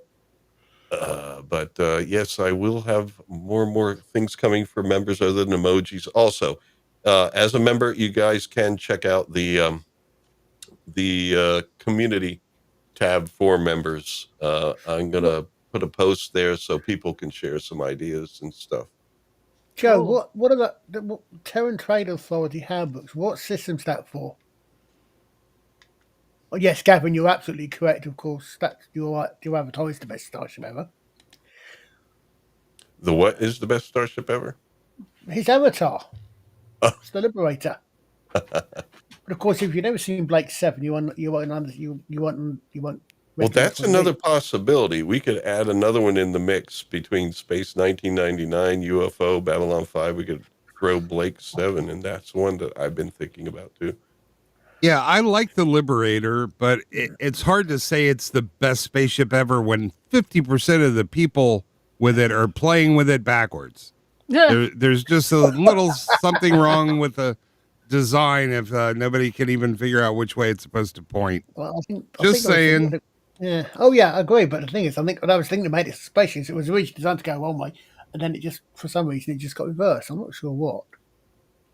All right, I'm putting the poll in. I'm basically putting. We'll try the Blake 7 thing. Genesis of the Daleks. That's what we mentioned in the past. I know we do want to do that at some point because Flav has expressed interest. I'm not sure if he was talking about Genesis the band or Genesis of the. Genesis of the Dalek. Oh, you do Genesis of the Daleks, it has got one of the best, I think, one of the best speeches in science fiction. Yeah, delivered by Tom Baker, right? By Tom Baker, yep. Yep. About genocide, I believe, probably is the one you're thinking about. Have I the right? Mm-hmm.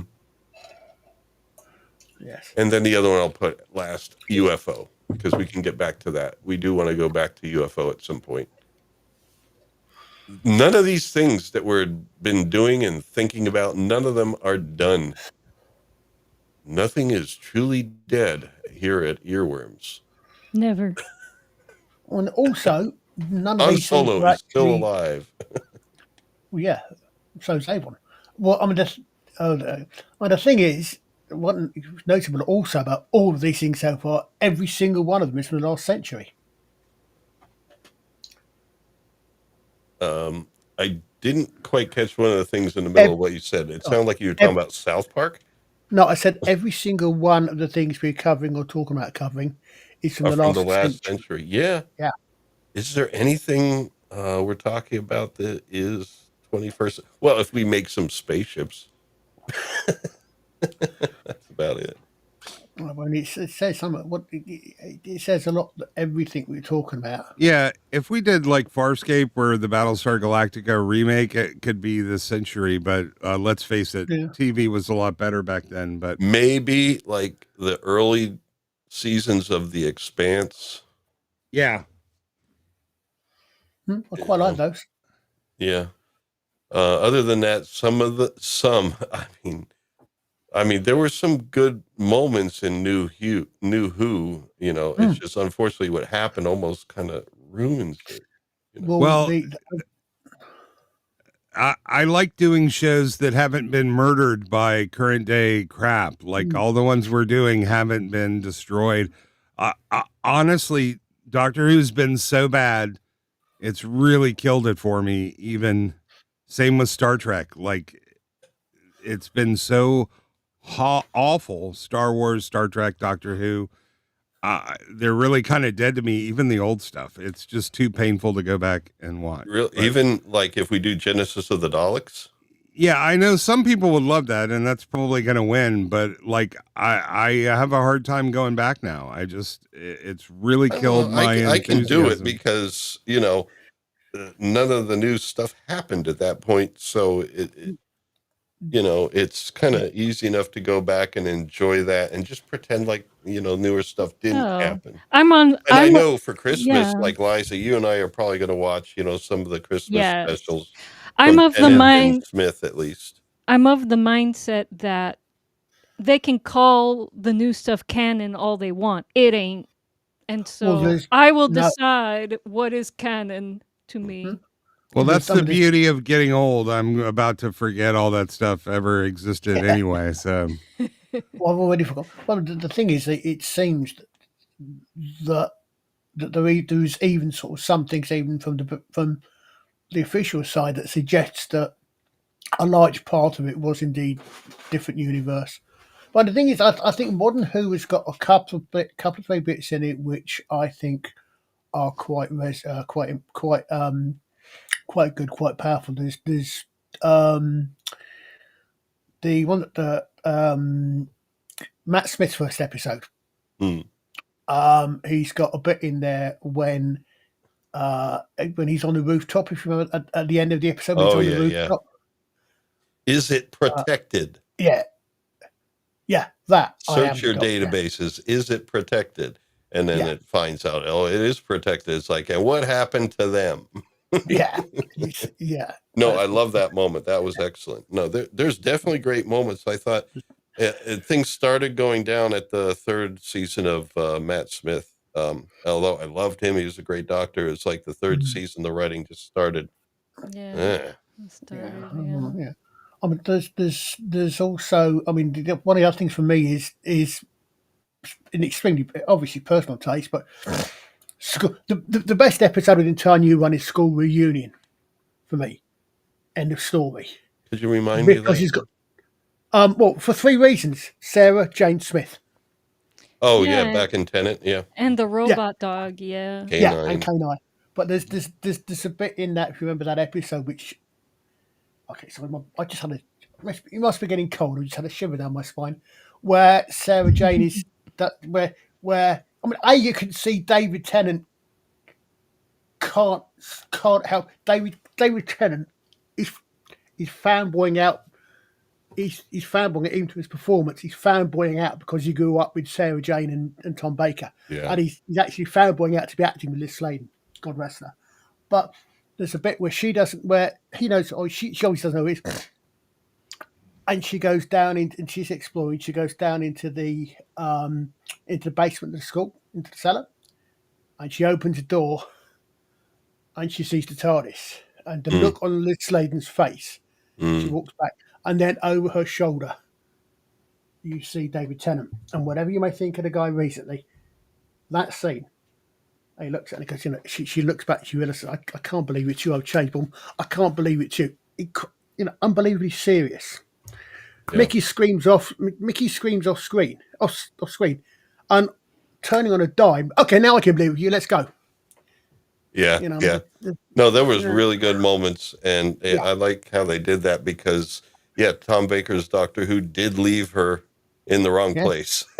And now she's talking about, you left me in the wrong place and everything, and you didn't communicate with me afterwards. I mean, she was really hurt, and you could imagine they didn't get into those kind of dramas in the early Doctor Who's, but you could imagine that she would feel that way after, even though there was no romance in that stuff, at least, there wasn't any on screen and stuff. It was still, you could imagine that she would still feel that way, having spent time in life and death experiences with this Time Lord. She would feel odd that, all right, I'm back to regular life in the wrong place, and I never hear from him again. And then she goes off, and that triggers her to go off and have her own TV series. Which also, at one point in the Sarah Jane Adventures, we've drifted way off Babylon 5 here, but just brings back Joe Grant as well. There's an episode of, if you're not seeing the Sarah Jane Adventures, there's an episode where Joe Grant comes back as well. and that it's also got some quite bittersweet between Joe and the Doctor Hmm. about do you ignore me and all the rest of this after she left. So far, synthesizers and spaceships is winning. Oh, wow. Ooh, interesting. Yeah, I guess some people would like to see us come up with stuff. Of course, I volunteered you guys. Maybe you'll say, well, we do have swappers. If he can't come on, he can at least give me the info on his Bodius scythe-shaped spaceship. And Yeah, he's got one ready to go already. well, there's two actually. I think Oh. he invented for Praxium. Well, All right, let us go forward here, and we'll see what happens. You never know who's going to pull it out by the end. But if you haven't voted yet, please do vote in our poll what you would like to see next week. Here she is, Deathwalker. She looks so peaceful there. Yeah, right.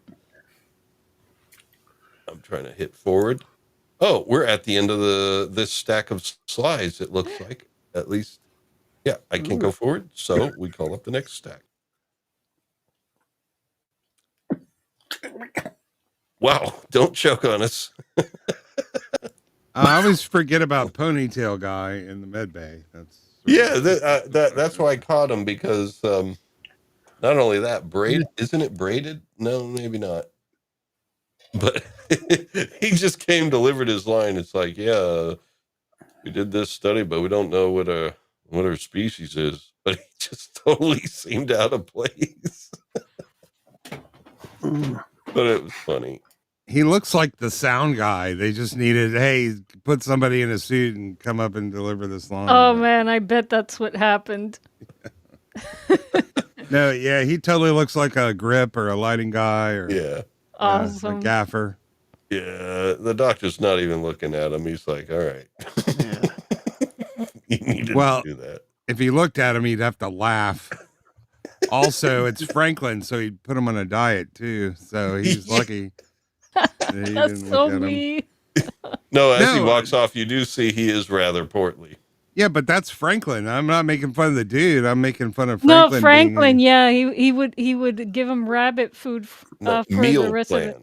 Yeah, no. Yeah, meal plan. Yes. Yeah, Garibaldi got rid of that meal plan very fast, though. He had Franklin eating nice, delicious, fatty, buttery Italian food.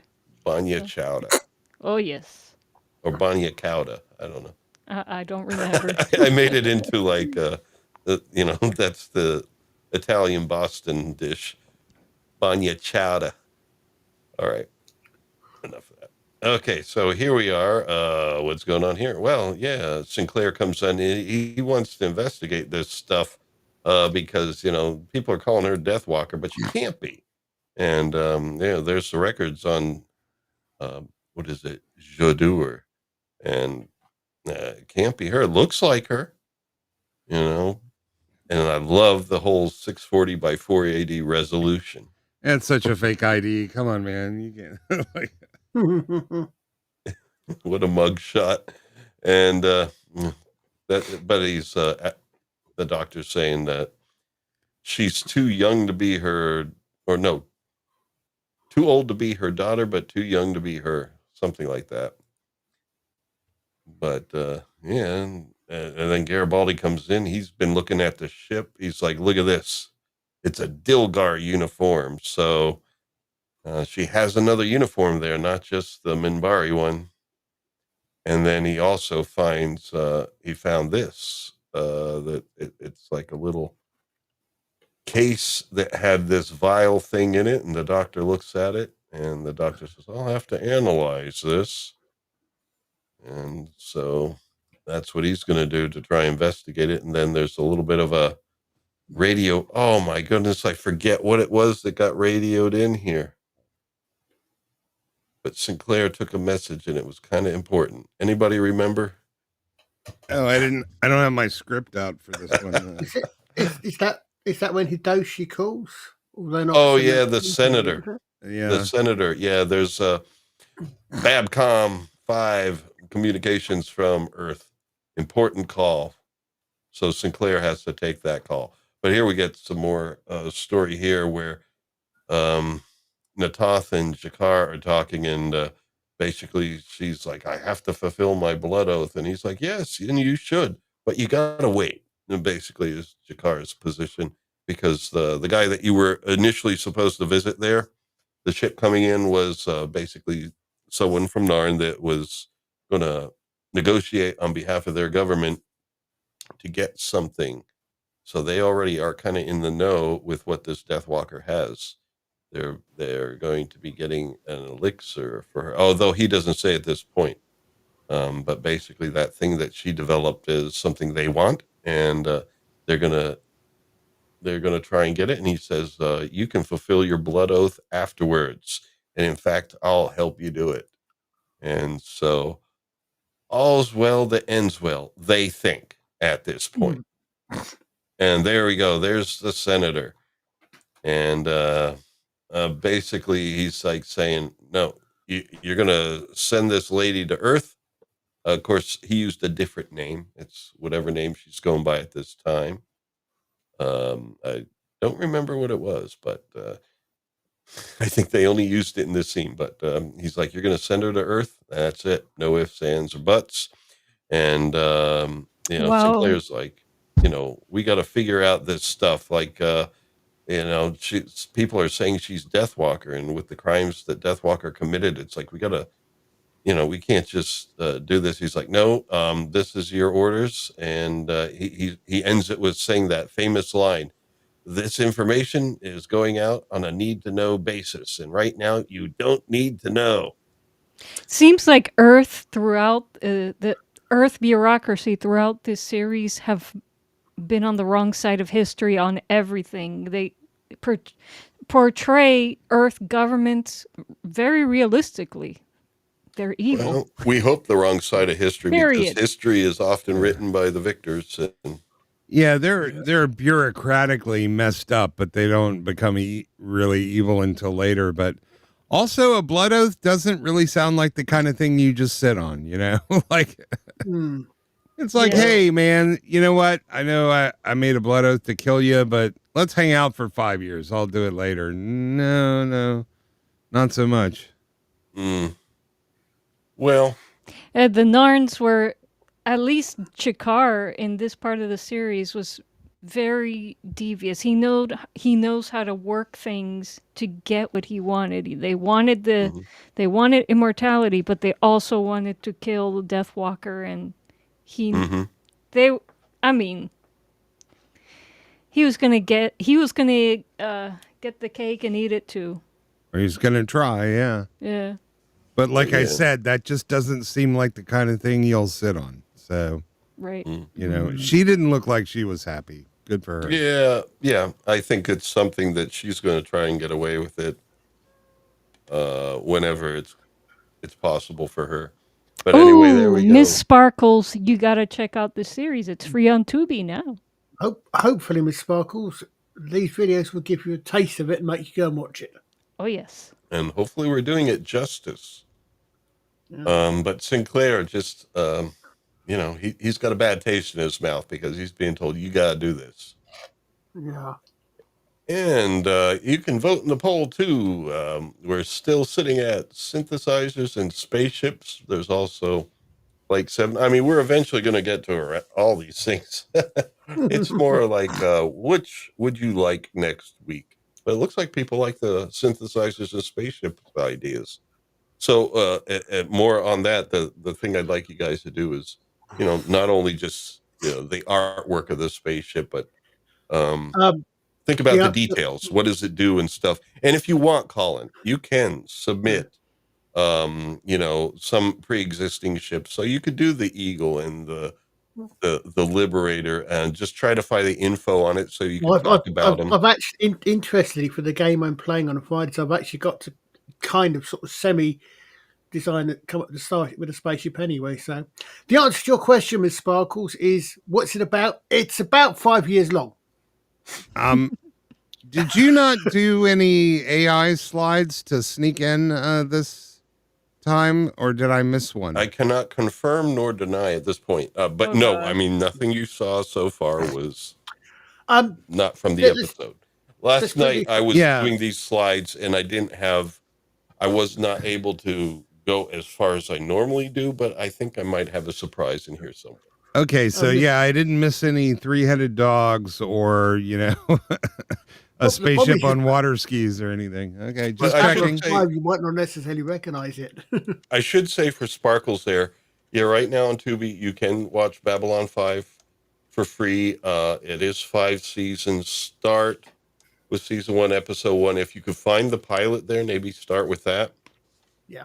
And it is science fiction. It's about this space station that was designed to be kind of like diplomatic grounds for different alien races to work things out together. And we're still in season 1, and this is the first commander of the station, Jeffrey Sinclair, and this is one of the Yeah. I guess you would say it's about in the middle of the season, this episode, but It was it's a originally- lovely series, great long story arcs. It is a story overall from beginning to end, and Yeah. I think you'll really enjoy it. Also, Go ahead, it Colin. I know you really want to say something. No, all I was going to say was it was originally designed. It was written as a 5-year story, unlike anything else. If you like Deep Space Nine, I'm not going to say anything. Don't worry. Don't worry. It has similarities to Deep Space Nine in setting, but it's so much better than Deep Space Nine. Yeah, because Deep Space Nine stole their Ripped it off. idea. Exactly. This is what Deep Space Nine was ripped off. Miss Sparkles, if I'm a Trekkie, but you're going to love Babylon 5, you won't regret it.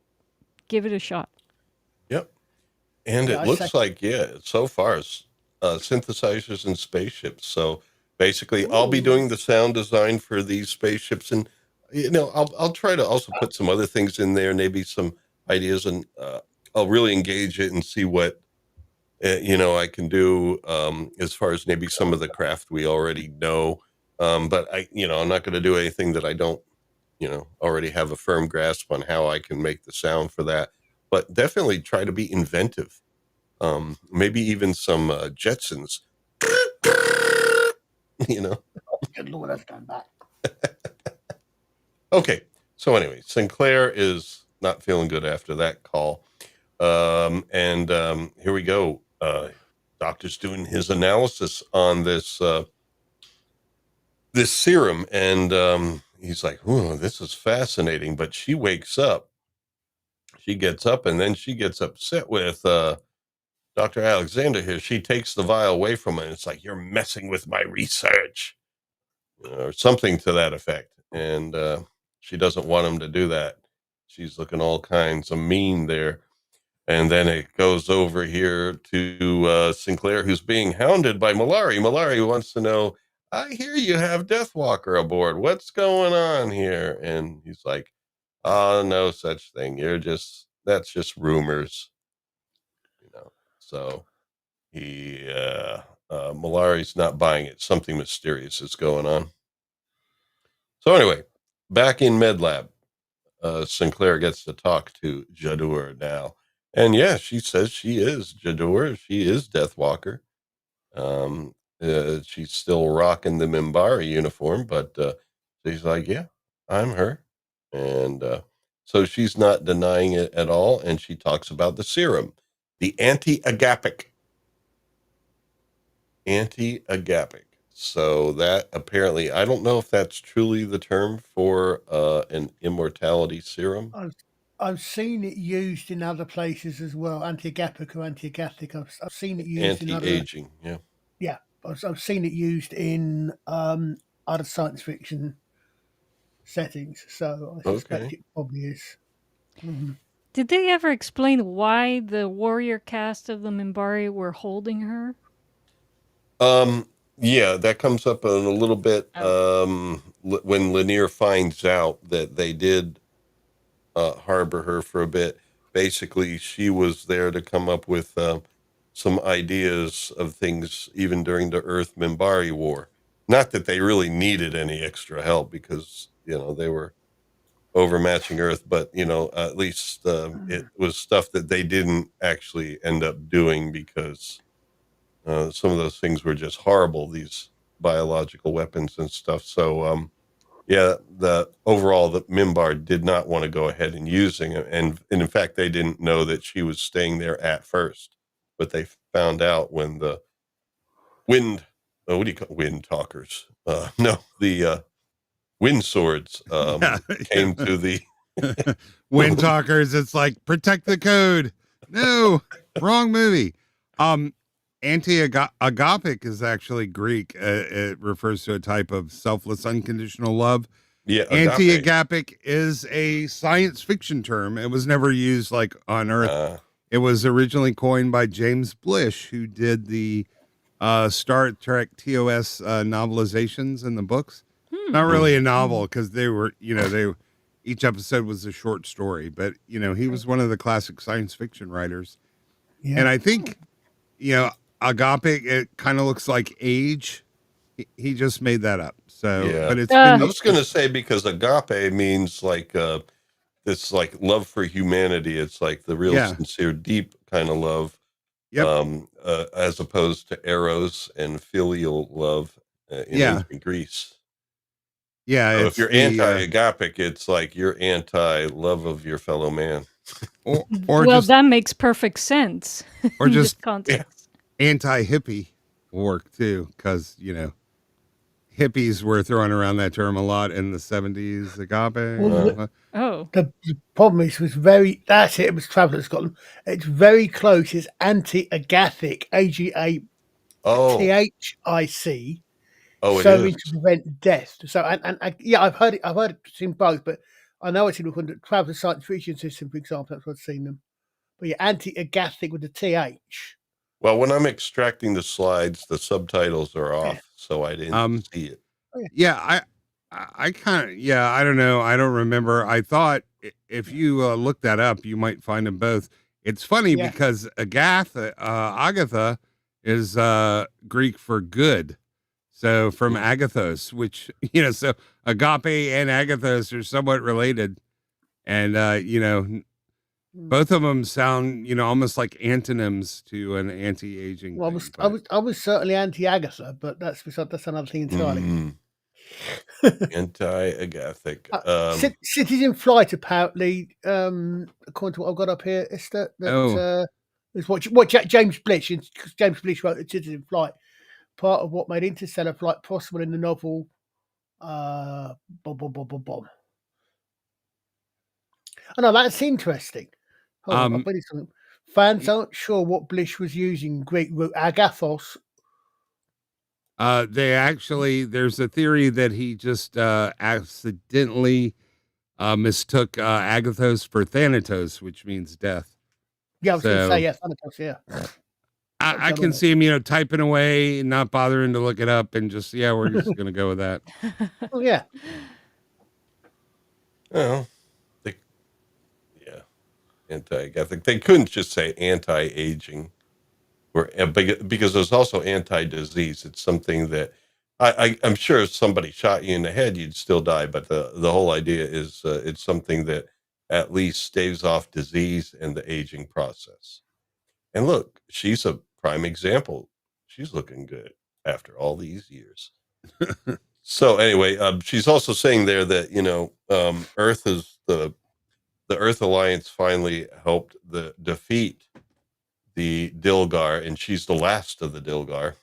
And so she's like, it's fitting that you defeated my people, and so you get the spoils of the war, and so that's why she's doing the deal with Earth.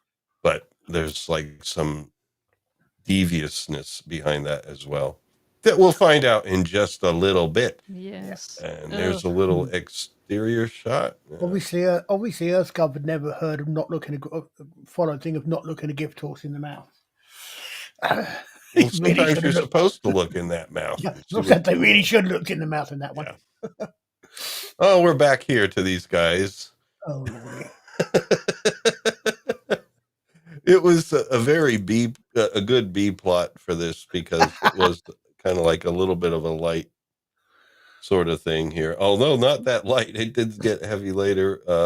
But anyway, here we go. So what's going on with this conversation now? This series is so good that Robots Cat's Does commenting. Saturn have rings? Okay, hold on. Here.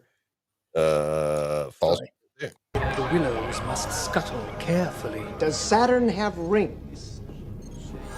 The talks are over for the day. We shall commence again tomorrow at the hour of longing. Hour of longing. So there's the hour of scampering and there's the hour of longing. Now, what does he say at the beginning?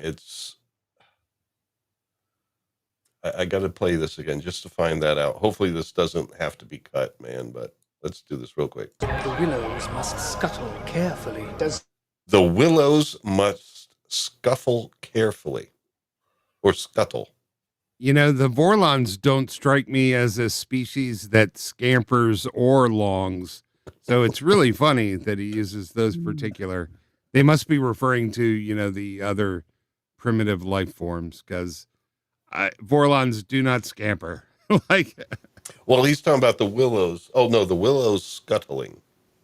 Well, whatever. Yeah, but I'm saying the hour of longing and the hour of scampering, and I just don't see Vorlons doing either of those things. Nope. But, you know, it's like, yes, Vorlons do not scamper, just like don't thump the Book of Jaquan. Exactly. Yeah. So anyway, basically you saw the kind of exchange they're having, and what's her name? Talia's really like, I don't know. I've been sitting here. I can't read the guy's mind, and you guys are just saying all sorts of gibberish back and forth. And I got another clip here. Yes, because there's another great line from Kosh here. I think this whole episode, the only clips I got were great Kosh lines. Man, and they were some good ones. Here we go. You seek meaning. Yes. Then listen to the music, not the song. Listen to the music, not the song. Mm-hmm. Oh, but actually, I think I know what that means. I mean, like, listen to the music, like hear. Now, you're not literally hearing sound, but just like if you were listening to music, you were basically taking in that sensory perception. But the song, then that's more defined, because now you're listening to maybe lyrics, maybe the story. You're trying to find meaning. In the case of listening to the music, you're kind of just letting it flow through you. You're letting it wash over you. Listening to the song is when you try to force meaning into it. And so it's almost like if you want understanding, you just got to let it flow, baby. You can't just kind of force meaning to it. Almost like a lot of the great concepts can't be described in words too easily. Like right now, I'm having a hard time saying what I'm thinking, you know, and putting things into words is almost like that. You got to leave the words alone and just take, you know. He's basically saying be more vague, not less vague. Yeah. Almost like listen with your emotions, not with your intellect, perhaps. Or maybe not even emotions. It's just like whatever. Try to perceive with the consciousness and without, trying to define it. I think he's saying look at the bigger picture, not the small picture. Don't look at what we're thinking. Look at what we're doing. You figure it out. But you have always been here. Yes. Well, anyway, she is not ready for that at this point. You know, it doesn't really land well. So he offers to take her out for a drink. You know, how about a Jovian Sunspot? He likes them. You know, and she's like, I don't know. I think I'm gonna head home. It's really been one of those days. But in this conversation where he's being, kind of nice and friendly, cordial, she gets a bit of a mind thing. And it seems like this might have been the whole purpose. Like everything there was just a bunch of bullshit. And then all of a sudden here comes the real thing. And that's when she has one of these. Now, is this AI or is this from the episode? It's from the episode. Yes, because it does look like her. But since you see 3 of her, you know, that could be Oh AI. no. No, it's not because she's seeing infinite reflections of herself in her own mind. Yes. And just Well, like when making love with Jason Ironheart, where you see infinite reflections all the way down. at least that's how I always translated it anyway. Read it. But, Yeah. And Kosh does say something later about mirrors and stuff. So she's seeing reflections of herself and it doesn't feel good. And he's like, no, he doesn't sound sinister at all. He's just, I don't know. I forget exactly what he said, but he has some great lines and cool stuff. But, you know, she's like, what was that? You know, she's not sure why she had that experience, but it didn't sit well. Oh, anyway, we're now back here where Delenn is off station. So Sinclair has to talk to Lanier and he's like saying, you know, why are you keeping this chick? And he doesn't really know, but basically, I think he does say that, I'm not sure at what points he says what things, but the idea was that, you know, that he's going to investigate the matter and try and find out more about this, because he knows her history and everything. And so he's going to try and investigate for Sinclair and find out why Deathwalker was staying there on Mimbar. And he does confirm that the wind swords are one of the more militaristic of the warrior class. And then we're back to Jakar. What is Jakar doing? He's talking to Deathwalker, trying to arrange a deal. We'll pay triple what the Earth Alliance is paying you for the anti-Agathic. And she's like, okay, I'll do that deal, but what I want is the head of the beast that attacked me on a silver platter or something like that. I want the head of that beast within the hour, or within 3 hours. And yeah, Jakar just can't do that. He's like, damn it, hard to find a good aide. So he heads out and basically walks away frustrated, and she gives the evil laugh at the end. Yeah, she's definitely still evil. Look at those. Non-repentant at all. Are those like cat eyes? Yes. Yeah. They did, you know, put a lot of attention to detail in this. Liza, I think I heard you through the door, but I didn't hear you. Oh, I'm sorry. I muted myself at the wrong time. It's like I don't like the way they make her look like a cat. Cats are high frequency beings. They're not evil. No, they are high frequency, but Yeah. whatever. We'll just say she's Halloweening. Um, Yeah. what's going on here? I am trying to remember. Yeah, Garibaldi he's talking to the doctor about this stuff, and man, I totally forgot what the scene was. Oh man, yeah, that's what happens when you do. So, kids, I don't recommend aging. I could use an anti-agathic myself right now. yeah. But yeah, I don't know, but exactly what's going on. But I think, yeah, here it is. The doctor's done the tests, and yeah, this thing does have some amazing properties to it, and it looks like it can do what she claims it can do. And Garibaldi's like, he probably had some lines about that. That sounds like something that Garibaldi would find to be problematic.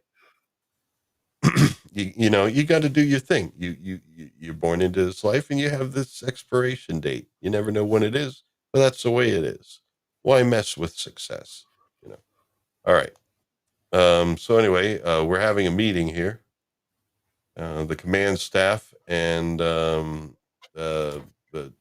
basically Sinclair's saying, they want me to send her back to Earth, and Garibaldi's like, what? Earth did a deal on this? This is nuts. I mean, she's a war criminal, and really major atrocities. And so uh and they're just like trying to discuss it, and Garibaldi's from the perspective, you can't send her back to Earth. Earth cannot have a dealings with this woman. That's just the way it is. This is wrong. And he's like, well, maybe, with this serum, she's changed her ways. But Ivanov is like, no, tyrants never really change their ways. And so that can't be true. But basically, they come to the conclusion that, there's nothing they can really do about it. Sinclair's like, all right, this is the situation. Ivanova says that, we can't really make this decision. They're better prepared on Earth to handle decisions like this, basically passing it off in a way. And so Sinclair's like, I'm inclined to agree. So we're going to basically send her back to Earth, get her off the station, and that's it. But of course, the aliens on the station know about Deathwalker, and so they're really upset about that. And that's what Garibaldi's saying right now. You better hope that the aliens don't find out about this, because otherwise you're going to need to pray to that god of yours. So yes, and he really did foresee what is going to happen. But basically, it was a big discussion here because Sinclair was like, he's like, what are you doing, Jeff? And he's like, following orders. Sinclair doesn't feel good about it, but he feels like he's got to do it. And it's one of those things when you get orders that are immoral, have a crisis, consciousness crisis there, a crisis of consciousness. And so he doesn't feel good about it. And you have Garibaldi left him with that idea. You better start praying to your God that these aliens don't find out what you're doing, because, They'll tear this station apart. That's correct, Eclectic Goat. they will. Oh, Eclectic Goat, welcome back. Lovely to have you here. Oh, now what are we doing here? Oh, my goodness. Here we go with the memory again. Yeah, well, basically, Jakar says, I wasn't able to work out that deal, but we have another option. And he gets on the line here. He's Skyping one of the ambassadors, Ambassador Katila, who I think did a little bit of a recreation time with a young Spock. There we go. Exterior shot, and then we're back here with Deathwalker. And if I remember right, was it the League of Non-Aligned Worlds that the Dilgar mainly wreaked havoc in? yes, the, shall we say, not the major powers, the League of Non-Aligned Worlds, we'll be seeing soon. Basically, a lot of those alien civilizations had problems with the Dilgar, and Earth basically came in at the end and helped turn the tides and basically defeat the Dilgar, such that there are none left except for her, but she is like the Mengele of them all. So now she gets to talk to Sinclair, and he's he's basically having a discussion with her. I'm wondering at this point, is this the point where she lets out? No, that's later. No, I think this is the point where she Okay. lets out what's going on, Yeah, and how she's basically, going to turn humanity into the Dilgar. yeah, basically you get the spoils of having defeated us, but you may think that you're so, shall we say, holier than thou right now, but the situation is this serum, in order for it to work, basically, they don't explain it, but basically a living hosts, like a key ingredient is from, living specimens. So essentially, And you it have to cannot be kill. replicated. Yes, it can't be replicated. So each time you want to make a serum, you got to kill somebody. Yeah. Kind of this like is- what happens later with the alien healing device. Yeah, this is her quote. The billions who live forever will be a testimony to my work, and the billions that are murdered to provide that immortality will be the continuance of that work. And Mhm. that will be my monument. Yeah, because she believes in that whole survival, the fittest, the strong defeat the weak, and she just loves that stuff. And yeah, so Sinclair's like, Yeah, she's totally evil. And at this point, if I were Sinclair, I would have pulled a Sheridan and given Earth a middle finger, given her up to the non-aligned peoples. the non-aligned worlds. Yes. So that's the sinister plan behind it. She's like saying, you guys are gonna make what I did look like child's play, because basically, if you want to be immortal, you got to kill another being to do it. And so she sees that as like going to be the ultimate in competition, the ultimate in predatory activity. And Not like us, you become us. yes, you will become Exactly. us. Yeah. And so now they're leading her out. They're still going to send her back to Earth, but Jakar made his Skype call, and here comes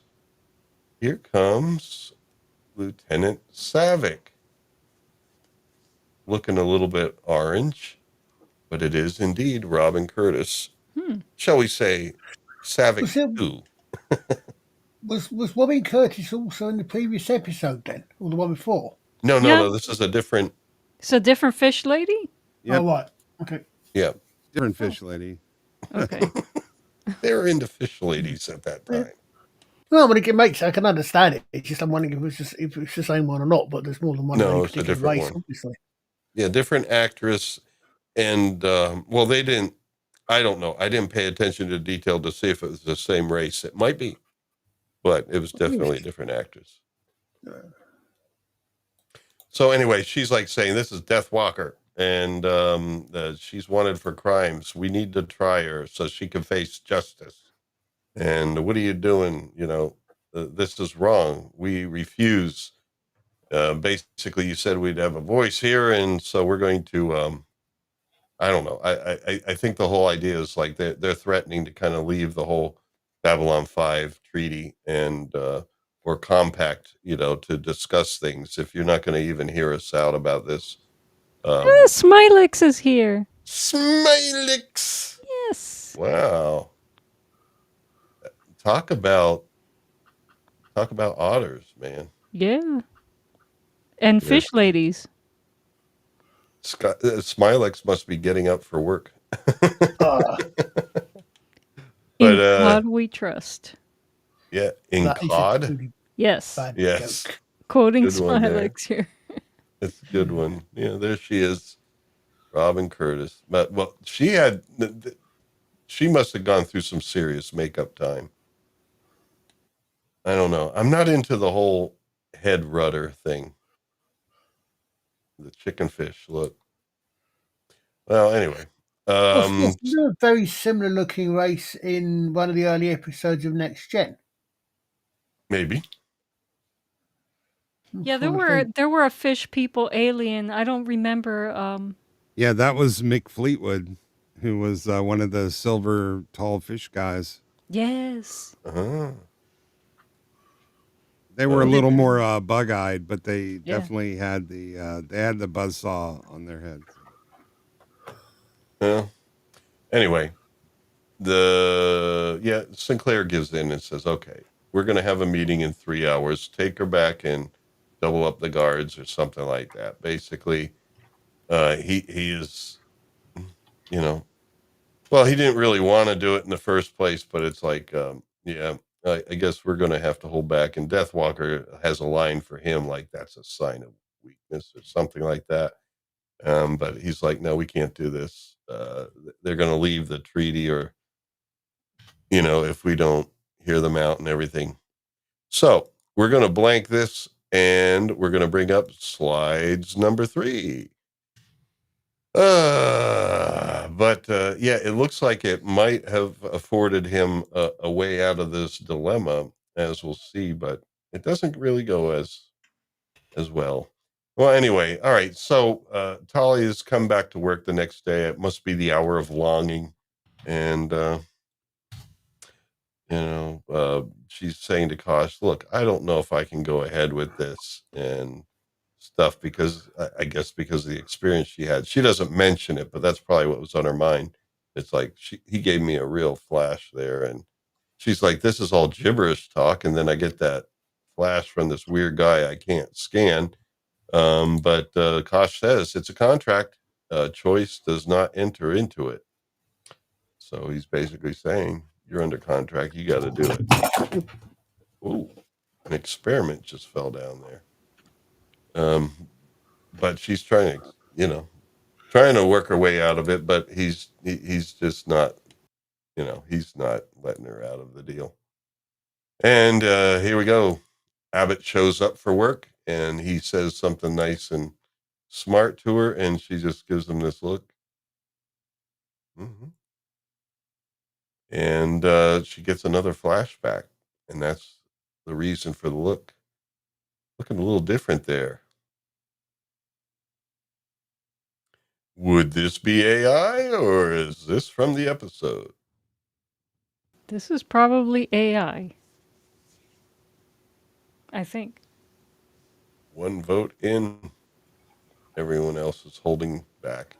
I'm actually not sure because it looks like it could easily. Unlike the others, it looks like it could be from the episode. Again, You are correct. Yes, it is from the episode. Oh. This is actually a screen grab from the flashback scene. But yeah, it did some of these look a little AI-ish. But yeah, you can probably also see from the lines there that they have on the screen, whatever they were doing with these effect shots. Yeah. well, there's interesting enough, and there's straight lines. I was watching a video earlier on today about someone who's saying one of the ways you can tell if someone's AI or not is that AI art can't do straight lines. So Interesting. I don't think that's true. I've seen plenty No. of straight lines. well, no, I think when it was in the case of AI artwork that was it can do straight lines, but it was where they should be straight lines, they tend not to be. I think was the thing is that you sort of rooftops or something that don't match. Well, not always, I suspect, but sometimes it can't. They can't spell words even if you spell it for them. No. But No. Well, she's getting some flashbacks either way, and they're not AI flashbacks; they're the real thing. And but it looks a little bit like AI art, maybe, but it was not. That's straight from the episode. And so she's like, "What is going on here?"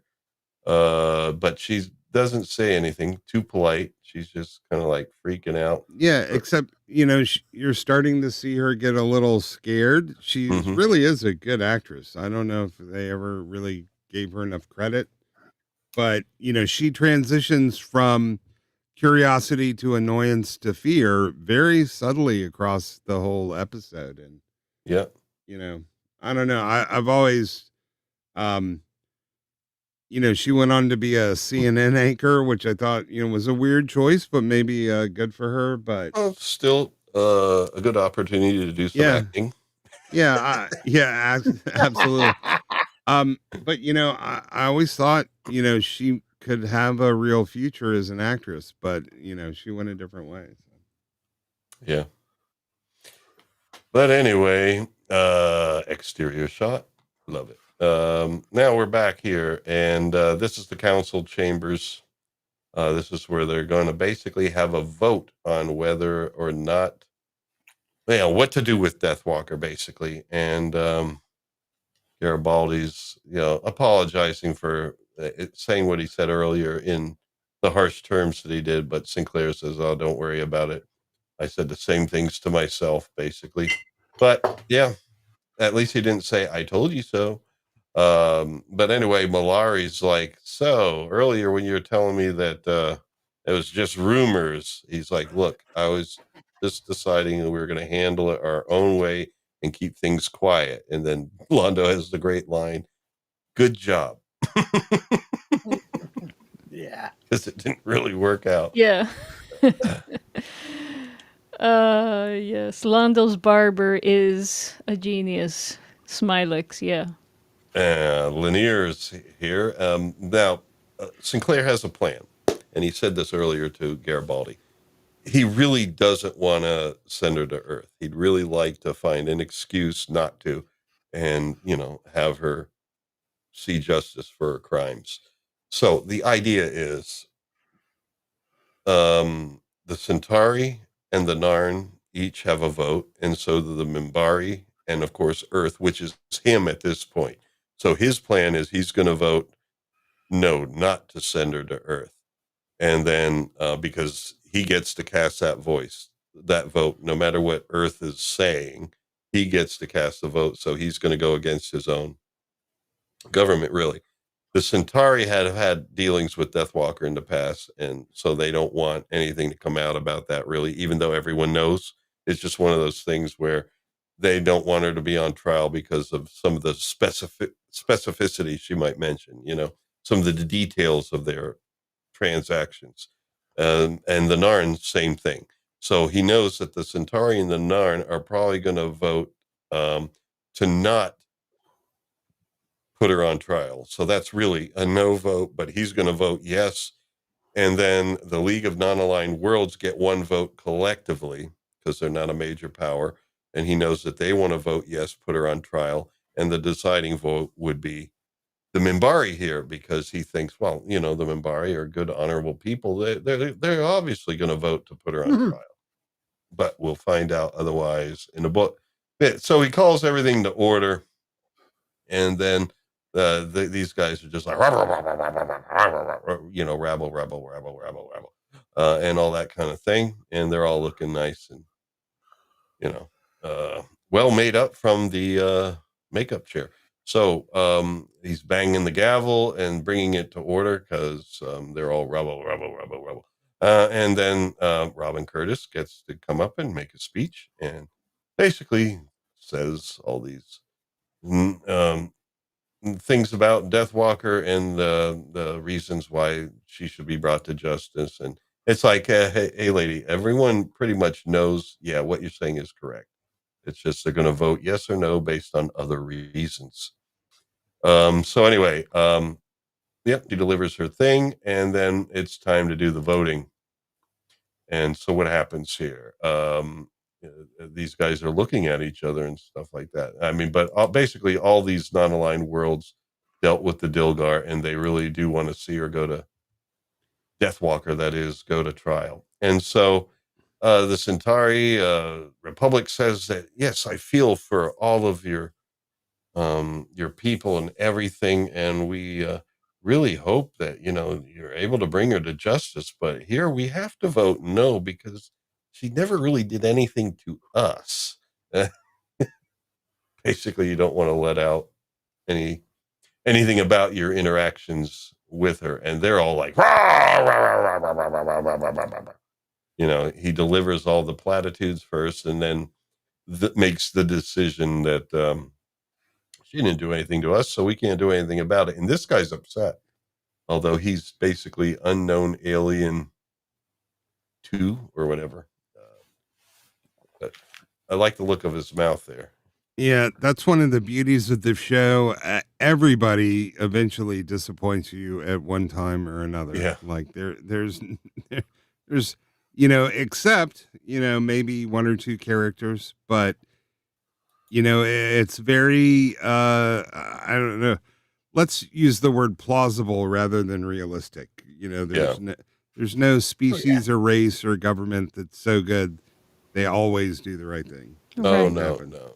Right. And at this early stage, this is before the Centauri really went ape Right. shit. And so at this point they're you kind of feel for Malari in a way, and Jakar is more of like the bad guy at this point, Right. Well, it seems like EarthGov is the bad guy throughout.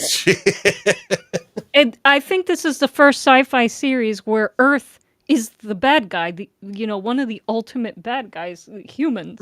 Well, they made him more realistic to how I think most people think about governments in general. Now, due to politics, it typically people, despise the other side more, and they're obviously thinking about them being the problem in government. But still, the sentiment is, yeah, there's government's bad, but they Yeah, tend to blame it on the other side. But the whole point is, at least in science fiction, it wasn't like in Star Trek where it's like this beautiful view, this idealistic view that Yeah. government someday is going to be great. Yeah. I And so I would say even when they're not the bad guys, they're still the assholes. So Yeah. Mhm. that's, Yeah. That they are. What I think what I'm saying is most species will look to their own self-interest ultimately, Mhm. or what they perceive to be their own self-interest ultimately. Yep. Right, but for EarthGov, morality never plays into the No. decisions they make. How else can you? I mean, that's evil. Whether it's soft evil or hard evil, it is evil. Well, yeah. Soft evil or hard evil. I like that. Well, anyway, it looks like Jakar is up next to vote for the Narns, and he's like saying, "Oh yeah, we'd like to bring her to trial, but the trial is going to be on Narn." And we're really good at doing this sort of thing, so let's have it on Narn. And they're like, "What? You can't do that." But I mean, they sense that you guys are going to do a deal with her for this anti-Agathic, and so they say, "No, you can't have it on Narn." And then he says, "Okay, then in that case, we vote no."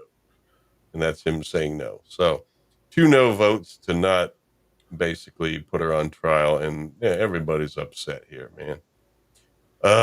So 2 votes no, and Sinclair puts for the yes vote for Earth, saying yes, we will vote for her to go on trial, and then it's up to the Membari, and Lanier looks like He's yeah. he feels a bit of shame, and it says, Yes.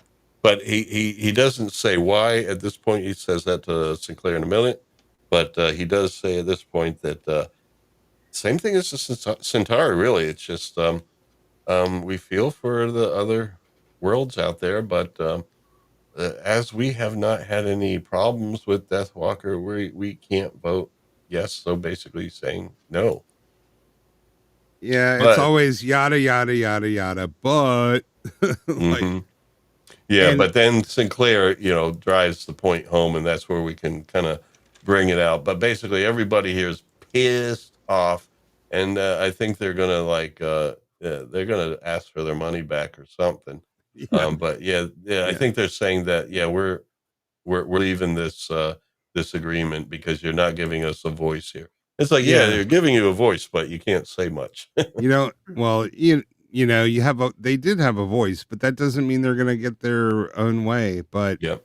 that's not this one. This isn't the last time that Narn pulls this shit too, because they're always, a couple other times. It's like, yeah, we agree completely as long as we do it on Narn. Well, the thing is, I think also you've got you saw in Lanier's face there that the other ambassadors were in favour of what their governments were saying. Lanier here is very definitely, look, I can't, I can only do what my government tells me to do. The other ambassadors are, get the feeling, they were going to vote no anyway. They just find an excuse to vote no. Lanier's case is a case of, well, no, I know we should be voting yes, but my instructions are to vote no. Yeah, because if she were to go on trial, the involvement of the Mimbari would come out, and although the religious or the spiritual cast had nothing to do with it, I guess they wanted to save face for all Mimbari.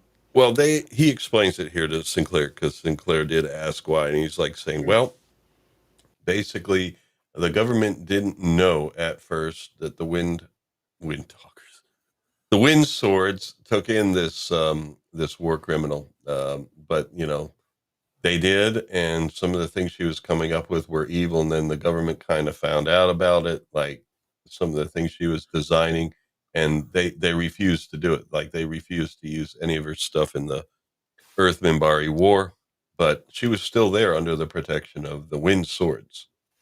But The whole idea is the Minbari government's embarrassed that they even had her there. And so, like anything embarrassing, it's like not only do you lie about it at the time, you got to lie about it later, basically, to cover up that it ever happened. And that's basically the idea. So it's not that he wanted to vote the way he did, but he had to because the government said that's the decision. And I think it was great in this episode to have Lanier do this as opposed to having Delenn in the episode. Definitely. I think it was good for them to have him do this because she might have bucked, what the government told her to do, but he can't. Yeah. I mean, I think for most of this, Lanier is actually for most of Babylon 5, Lanier's really good. He's a really well played character, I think. Oh, yeah. Kind of creepy in later days because he's got that whole unrequited love thing going on. Towards the end, they do, especially in season 4 or the end of 4 and 5, they certainly do him wrong.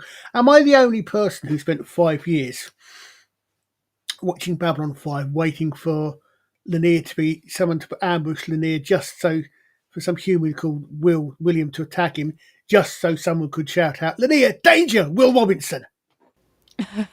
5 years waiting for someone to find a way to work that line in, and no one did. Yeah. They couldn't work it in, no way. No, well, I was waiting for there to be an episode where someone goes to his quarters and finds like a stash of Delenn's panties or something. All right. Well, anyway, here we go. Coming through the gate is this vessel that's a nice looking little rump shaker there. I think they call it's a Drazi Sunhawk, I believe is the term. Wow. That's a Drazi ship? That's what they said. Yeah, I do remember Ivanova saying, in the CNC when they were talking about it. That I thought the Drazi were the UFO ships. That later they do have these spinny things. Yeah, these spinny UFO things. But at this point, it's a Drazi Sunhawk, and that's a Drazi guy right there. All right. Well, he called it a Sunhawk. I was about to call it a Lady Hawk. Awesome. That movie needs to be redeemed with a new score, but we shall speak of that another time. Yeah. The spinning ships are the Vree, actually. The Drazi ones are the kind of look like Romulans. They're a little bit greenish, and they have the. Wait, remind me, in this who episode, are the Vree? They got the whole, I don't know what to call that, the party time booster in the back. It looks like my first thought for that was it looks like a firefly. Or a squid, a glowing squid. Yeah. Because with the firefly with bioluminescent backside. Yeah. They must have some organic technology going on, and they're not supposed to have that yet. But anyway, she's basically saying, all right, we got some, they do get out the guns because he's threatening. He's like saying, we're going to turn over Deathwalker or we're attacking. But Ivanova, gets the guns out, and it's a cool scene here where they open up the shutters and the guns raise out and then point.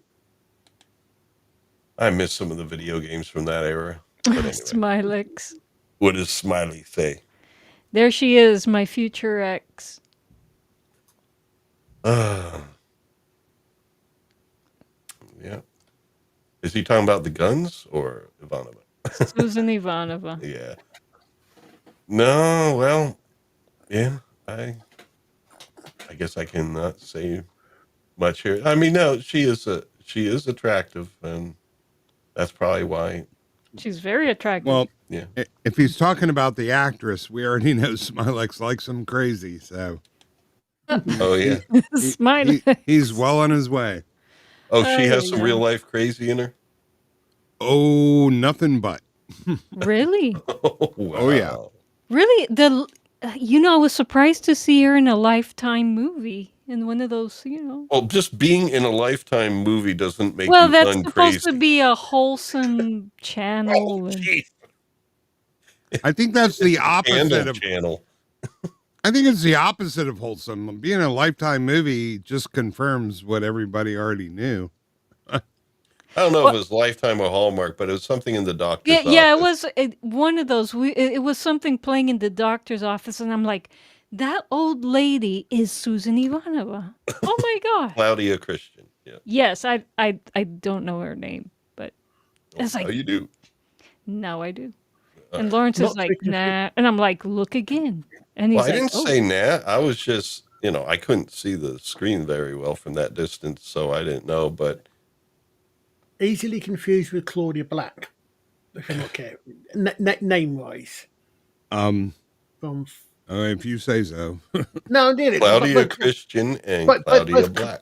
both Claudius and both well-known, popular female science fiction characters. it's hard to Well, leave Hollywood unscathed, you know. I think she might have shown up there scathed, but Oh, that's really just me.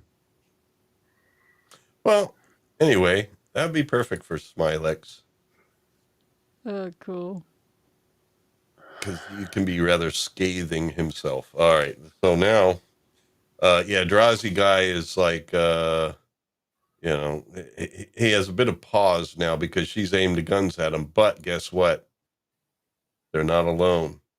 Ivanova looking rather damaged there. Well, no, she looks innocent. She looks like she can hold it together. Come on. Well, we got these people coming. I'm not sure exactly who they are. It was really quick. Yeah, I think Vree was one of them, and the other might have been the. Yeah, I don't recognise that one. I must admit.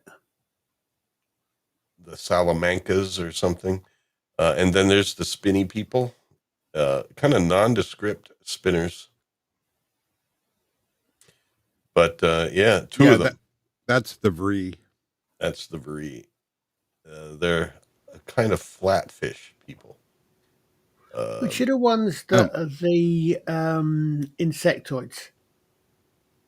The ones that are always in the bee people yeah. that were all female. Well, I don't remember that one. I just thinking that. But yeah, I don't know who these people are. But when it gets closer to you, that thing in the center does all sorts of like a light show thing. So it's a kind of a cool craft. I forget exactly what they are. It's one of the League of Non-Aligned Worlds, and they don't get a lot of mention. The Drazi are probably the most commonly mentioned one. Oh, and them and the Pakbara, the carrion eaters. I'd like to see their ships. See what those are like. But anyway, he basically tells her, try to play for time, and so she's like, she delivers the line here. It's like, hello, welcome to Babylon 5. What can I do for you? Yeah, actually, she does look a little bit broken there. There we go. Yeah.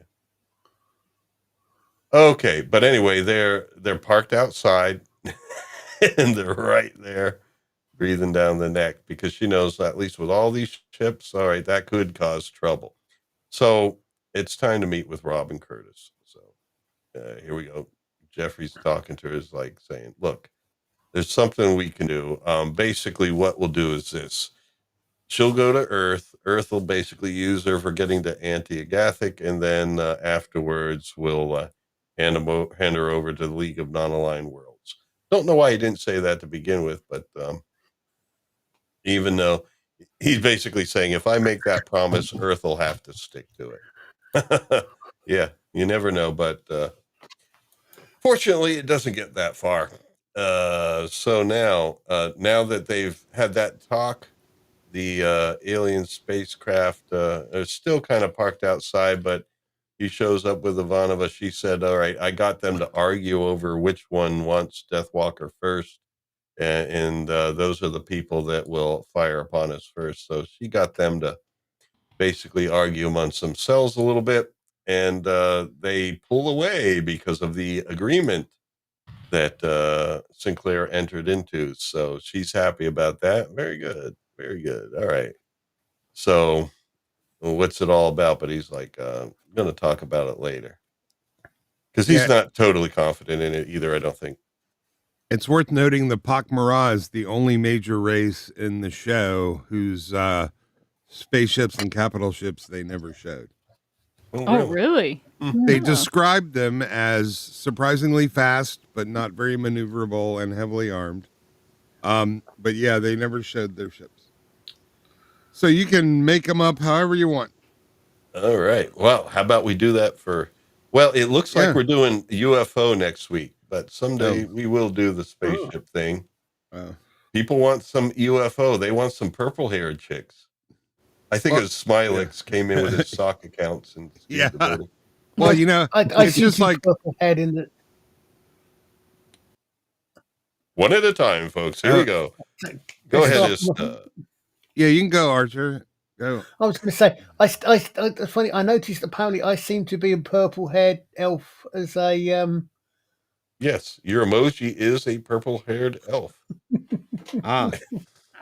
No, I was just gonna say, you know, the Pak'mara are really just the Ood anyway, so you could probably make the. Yeah, the Pak'mara were there first. Yeah, the Ood. It looks like they just copied the Pak'mara. So find out what an Ood ship looks like. I don't think they have. Excuse me. I don't think they have ships. Well, they have little glowy balls, right? So yeah, for talking. Those are for talking. I'm going to put up here, yes, Colin's emoji so folks can see it. Yes, we have 3 members now, so they can pop up Colin emojis anytime they want. There we go. That's Colin. It's purple-haired Legolas. I was able to make a decent emoji out of that. Why does my emoji have a black eye? Or is that an eye patch? Am I a pirate? No, you're a teddy bear. Right, with an eye patch, or no, it's got purple hair at the top. Oh. But once again, the AI, even though I did a different one for your purple hair on the teddy bear, it made it once again that little purple lock of hair. Any Brits in the chat will probably think it looks like Pudsey. Pugsy? Pudsey. It's the emblem of Children in Need. The BBC's Children in Need charity. It's a yellow bear, but it's got a band over one eye, if I'm right. Well, as long as I don't have the. Go ahead. As long as I don't have the Jimmy Savile icon. That's what I was thinking. I was like, this isn't Jimmy's charity, is it? No, it's the charity. It's the BBC. The BBC have done it for years. They do Children in Need, but obviously it's the BBC. So, Children in need of cigars and espresso. Yeah. Yeah. Well, at least it's healthier than Jimmy.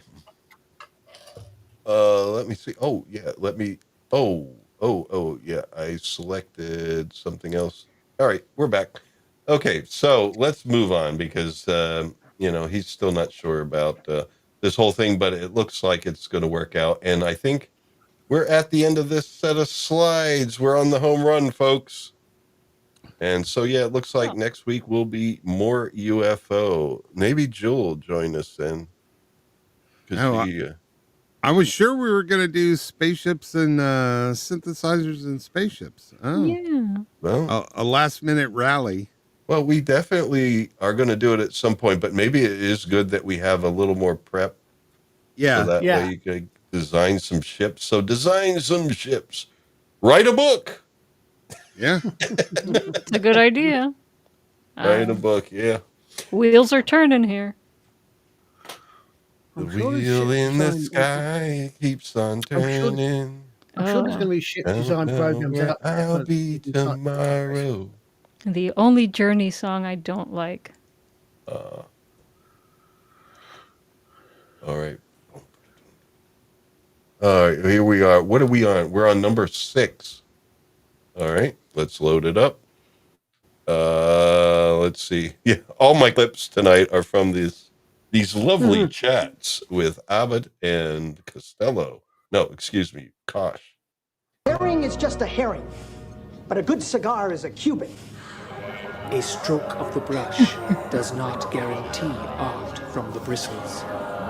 Do you understand Miss Winters. What is it? A stroke of the brush does not guarantee art from the bristles. Do you understand, Miss Winters? But I like what he said. It's like, what is it? A good cigar is a Cuban. And we were talking cigars tonight. Synchronicity abounds. Yes. All right. So there you go. And then we're getting a zoom in on Talia. So that last line really hit home. And that's when, I think we're going to get another one. We're going to get another flashback. And there she is. In this one, she was looking at the other ones were really just flashes, you know, the one with reflections and the other one like kind of a scene, but just really flashy and blurry. This one, you actually get a little more definition. And so here you see her in a dark environment, and she's kind of looking a little bit seductive, and she sees this guy in the distance coming through a doorway, and then she's in the hallway walking down it. That's AI. My gosh. Yeah. That is not Talia Winters. Who is this imposter? Well, Yeah, you got a phone number?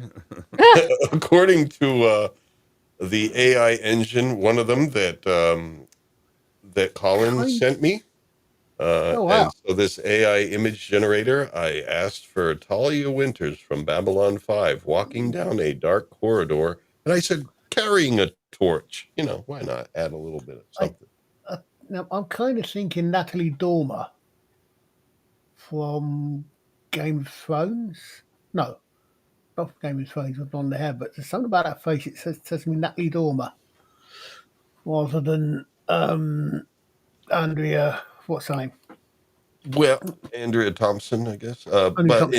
In this case, I've all my struggles to try and put together some thumbnail artwork and stuff like that. I've found that AI does not really know Babylon 5 very well. Not at all. Yeah, I tried making a Minbari version of myself, and this is the best it could do. Oh, my Minbari don't even look like Minbari. The stuff I've requested from some of these platforms, it looks like just some generic sci fantasy stuff. Sometimes some of them, what you do, I think one of the ones I sent you, you can actually upload sample photos for both. So you know you could sort of upload, or you could do do one and do a face swap. Mm-hmm. Face swappers are really good these days. Some of the face on the like the one I did for this episode on the thumbnail. Yeah, it gave me a Kenny Rogers in something that looks like an Earth Alliance uniform, and then it puts the United Federation of Planets emblem right on there. It's like, what? It's confused. Well, anyway, but no, AI, but I guess it's too good. There we go. That was AI. Inga. Yes. All right, so but we're back to her real flashback, and you know, I like that kind of lacy sleeve thing. That's cool. But she's, you know, kind of giving this guy a seductive look, but then she finds out this guy is like a serial killer type guy, and she has then she starts screaming. Has that episode been there, the one where she, because that's the one with the alien device, isn't it, where she scans the guy? Yes. Yeah, but that's later on, right? Yeah, the alien device. I thought it was later on, so maybe then this is a flash forward, because that definitely looks like that doesn't look like that guy. That guy. No, but I mean, I'm just generic serial killer. Yeah, but she does say later that, like at the end of the episode, that she did have to like scan the mind of a guy that was a serial killer, and it was the scariest experience of her life. So this is a flashback to scans she did earlier in her career. Okay, no, because it just, for some reason, I don't know what, it's just that dress that she was wearing looked to me like the one she's wearing when she's inside that guy's mind, but that might just be my memory. Yeah, but that guy also looked different than this guy. Was that guy was Was he actually the guy that played Drake, or was it a different actor? That played Drake in Aliens? Well, that's a completely different question. Question for you. Well, anyway, she's having headaches. And Sunspot guy there's like, just kind of looking at her and stuff. He's basically recording her. And, after this real good, scary event, they have some banter between Kosh and Abbott. Did I skip another number? Let me just check. I want to make sure because I know that I had a couple that were close in a row. I don't think so. Okay, no. All right. So yeah, they have some banter back and forth, but it's time for this guy to bid him adieu. So he takes off his hat and it exposes the Ooh. Hasbro brain Ugh. inside there, nice and plastique, and he Yes. pulls out a bit of a data chip. Ugh. It's plastic, Beans, don't worry. But And Kosh has a little grabber that he extends out, gets the chip, and retracts it back in. yeah. All right, yeah. Hands are so passe. We'll just use that. So anyway, he gets that chip. Basically, the guy recorded her brain. We'll find out later. Well, her mind, her thoughts. And that's where Kosh says something like, what was it? What were the three emotions you said earlier, Ista? It's like, because I think he mentioned them there. I think he's in the bathroom. All right. So it was like confusion, annoyance, and pain for the future. Basically. Terror Yeah. for the future. Terror. Yeah, you called it exactly. So I'm back. Yeah. If I think back on this episode without actually seeing it, I get his head confused with Waddy McDowell as Lucifer in the original Battlestar Galactica, where he's got that big conish see-through head. Oh, I that's tend way. to conflate them up. Yeah, that one doesn't have any organics at all in it. It looks like your yeah. Christmas tree light thing. Yeah, And you have to remember that brain actually looked a lot more realistic when it was on a cathode ray tube television. We didn't have anywhere near the detail that they have now, which if you go back and you watch some HD remasters, it's like, oh, I didn't know you could see her nose hair back then. Trust me, actors were not thrilled at the advent of HD TV because it meant a lot more work to make them camera ready. So this actually looked, it was a little, I was thinking Indiana Jones monkey brains kind of, it was a little gross. It does look Hasbro-y in HD, but Yeah. on a regular, 480i television, it looked brains. Yep. Well, anyway. yeah, it was. It is. The guy that played Mueller is Mark Wolfson. He's the same guy that played Drake in Aliens. The basically albino guy, because he's very like he gets burned if he looks at a picture of the sun. Wow. But nonetheless, she's a little bit upset about it. But alas, at least all those meetings are over. And now we're having a little meeting here with the outdoor the wolves at the door, so to speak. And that's where they, come up with this agreeable solution finally. I mentioned it before, but I think it was something that he was suggesting to her, and now they're just solidifying it. Man, the guy on the left, I don't know. There's something about that face that I don't think I could live on that planet if everybody looked like that. Is that the same race as the one that Tell me get about the wiped out? rabbits. Man. Ugh. But he has something to whisper. He has something to offer. You know, he gives Kalika a little bit of advice. Is that guy a Morcab? No, I don't think so. They didn't look as as that. Right. Okay. Yeah. No, that's You one only of sort of the. see them. I don't know. I think those are the Caucasians. So anyway, whispering to her, but yeah, they agreed to it basically. After you're done with her at Earth, yeah, we'll try her then. And so he's saying that Earth will have to agree to it because as long as I make the agreement here, they'll stick to it. They'll have to. Fortunately, it doesn't get to that point. There we go. There's the Vree.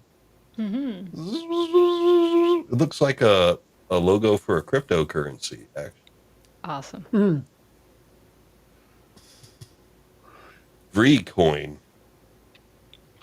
All right, and so the Vree are heading out in their sleek ships, and because the agreement has been made, so now Deathwalker is in her Dilgar uniform, and you know she's disappointed in the Earth people. It's a great shot because she's there, you know, adjusting her uniform, and you see Sinclair come in through the back.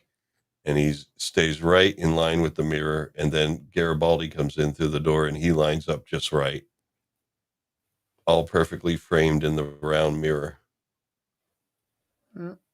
Might have taken a couple tries to get that one right, but they did it. They hit their marks very well. Mm-hmm. Yep. I think this is when she gives that speech that I mentioned earlier. Yeah, I think this is the actual final reveal about what they're going to do. Yeah, I think I attributed it earlier, but no, this is where they hear the devastating blow that this and they probably what's devastating about it is, yeah, it seems like that could happen. There's going to be some races that are going to want to use the anti-agathic, and then in order to synthesize it, they're going to have to kill off, you know, they could see total genocides happening, whereas some races, you know, destroy other races in order to be immortal. And she delivers some really good facial features there. She's like, you're going to become monsters like me. Well, it's stuff like this that separates Babylon 5 from other television shows. Yeah. Not only in the individual level, but you could see that happening at the, you know, the species level. Yep. And then there's their outdoor shot. Wait a minute. I'm clicking this and we're on slides 4. We're basically at the end. It looks like this last set of slides, it dropped a few. But I think what we're going to do in order to talk about that, the ending. Oh, no. How could I lose the real? Hold on here. What happened? Let me do this. Oh, no. Let me hide this. Oh, now it's white. No, there's certainly something wrong with this deck of slides here. Let me do this. I am going to take these other slides since they're done. I'm going to remove them and see if that'll make the last deck work. I've had this problem once before when we were doing Star Trek for the Voyage Home. Or was it the Journey Home? There be whales here. Yeah. It's right. Voyage. Yep. Okay, I'm going to remove this and put it in again. Because, those last few slides are important. Yeah. Slideshow. Slideshow Bob from The Simpsons. Now look at it. It's all white. This is the same set of slides. It's all white. Oh, because... All right, I know what I'm going to do. Because she's wiped them so no one knows what they did. I know what I can do. I'm going to do this. We are going to see them straight off of my computer. Ooh. Yep. If you guys want to enter into some sort of discussion of something really wonderfully entertaining for the chat, because it's going to just take me a couple minutes to set that up. Yeah, make sure you hide that other stuff on your computer. You know, you don't want everybody to see. Probably especially Liza. Well, Liza may be cool with it, but that doesn't mean we are, you know.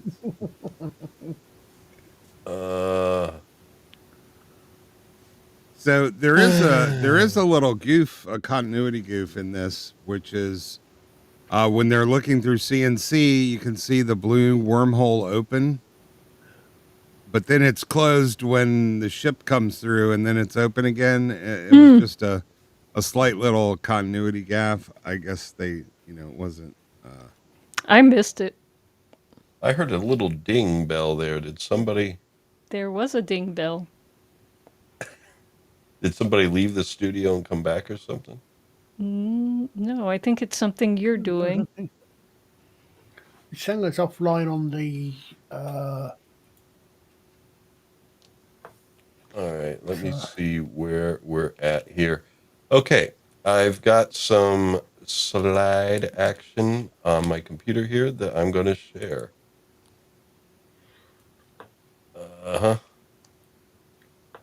And away we go. So there are workarounds, folks.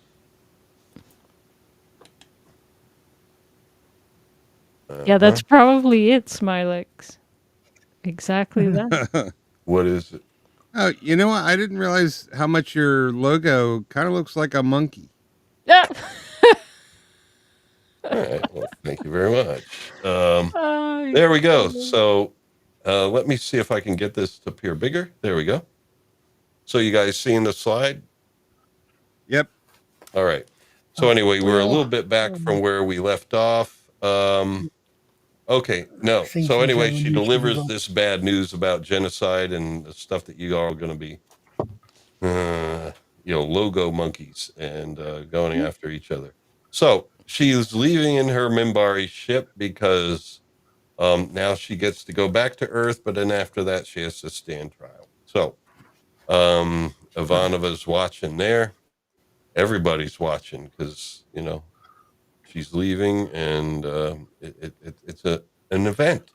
But fresh out of his meeting, here comes the scampering Kosh. Yeah, Claudia Christian has a great pissed off look there on that slide that you went past. Agreed. Mm-hmm. Yep, Yeah. that is a good one. And here comes Kosh. And they're like, what's Kosh doing here? And I forget what his first line, but he has another important line coming right up here, where all of a sudden, there's a ship coming through the jump gate, and it opens up, and here comes a big old Vorlon ship. And the Vorlons have these 4-prong thingies that make a little cross electric zap zap. And then that puts out a little bit of a zap zap. And that zap zap can blow up ships like that Minbari ship right there. I've just realised what those Vorlon ships remind me of.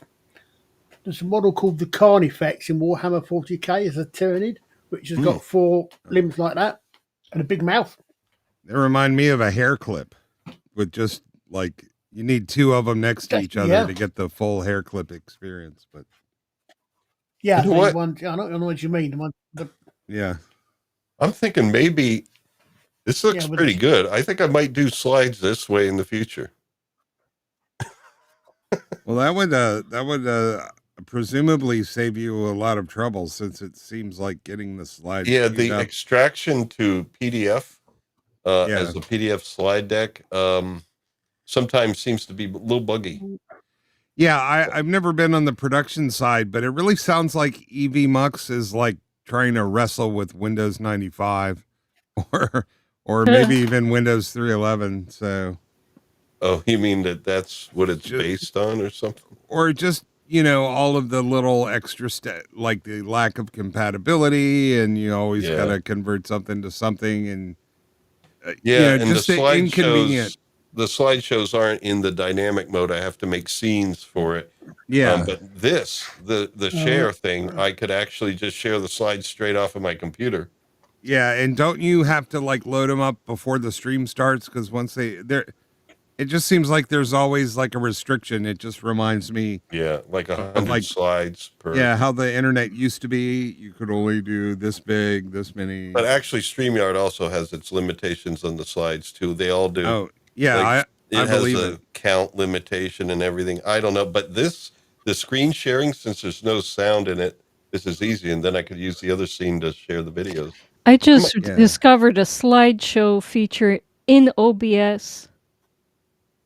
It looks like they all, it's one of the sources. You can set up a slideshow instead of an image, but it's one of the, it seems like all of these streaming things have the same engine, the same back end. Yeah. Because when you're signing up, it's when you're coming in, it's all the same. Yeah. A lot of people may not know that, but a lot of the development is open source development. And then a bunch of companies take that source, and then try to, make it into their apps and so forth. So it's like the same at the core. And then you just get like some slightly different flavors of it.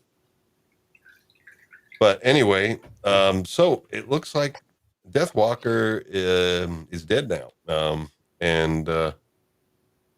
Actually, they're kind of happy. Yes. Yeah, Natoth is like, oh, I wish I could have done it, but at least she's dead. And Londo's like, all's well that ends well, because now, they don't have to worry about her saying anything on trial or anything. So they're good. And Fish Lady in the back seems a little bit happy. She's talking to Guy, and he seems to be kind of pleased too, although he doesn't smile very well.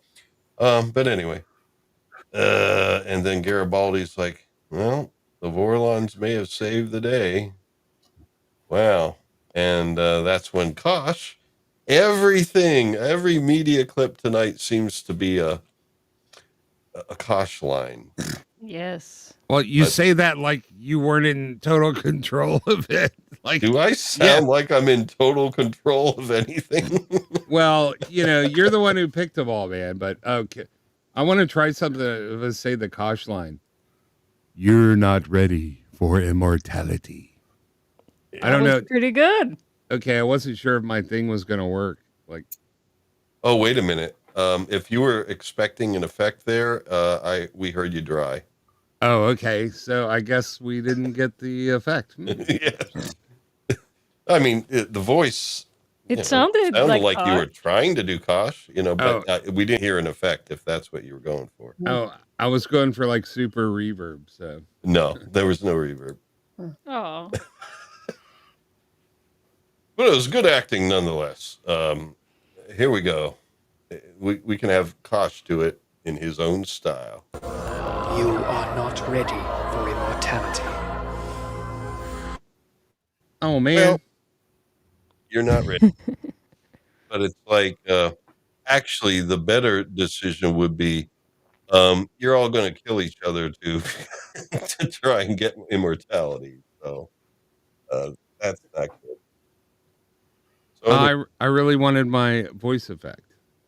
Oh. Well, you can try again. I mean, I'm not holding you back, but I think I know what I don't know if I can switch midstream. I'll give it a try here. Let's see. All right. Well, while you're working on that. Yeah, it's not going to be super quick or anything. Okay, so I Kosh to the menu. Turns away, and then we're back here. They're having a little chat here over some coffee, I guess. Sinclair and Garibaldi, and just kind of wrapping up the whole situation. That's when Talia comes in, all kind of troubled, and she basically talks about her experiences, and Yeah, and Garibaldi's like, oh, this guy Abbott drinks Jovian sunspots. He's a vicar. And, Sinclair says that it's named after Old Earth Tech, VCR. Basically, they're, I think he used the word cipher, not even cyber. They're like cipher beings that that are telepathically able to record thoughts. So basically, your thoughts were recorded, and they said that the Vorlons are troubled about telepaths, and they might be thinking of trying to find your greatest fears, like what she experienced with that psychopath or the serial killer that she had to Well, they stand. didn't understand the relationship between the telepaths and Vorlons here at the Yeah, time. So, no, No, but go ahead, Colin. I said no. I was going to say that doesn't come out till actually season 5, I think. Yeah, and the That's when it gets alterations and confirmed, isn't it? stuff. wait, don't we find out like towards the middle of the Shadow War? Well, that the shadows were using telepaths as weapons, Yeah. and Yes, that but Earth was supplying them with them. we find out the origin of all telepaths in the middle of I don't think the so. I Shadow think War. I, that was I, discovered I, by what I is thought it? that was Lisa Byron and and Lita. Byron, yeah. Yeah. I thought I thought Jakar that's when. discovered it in the Book of Jaquan. Well, no, not that. The Vorlons altered people to make them telepaths. Uh, That wasn't discovered I until season 5. Oh, okay. think Jakar discovered, I think, that I think it was Jakar was the one that realised that telepaths could be used against the shadows.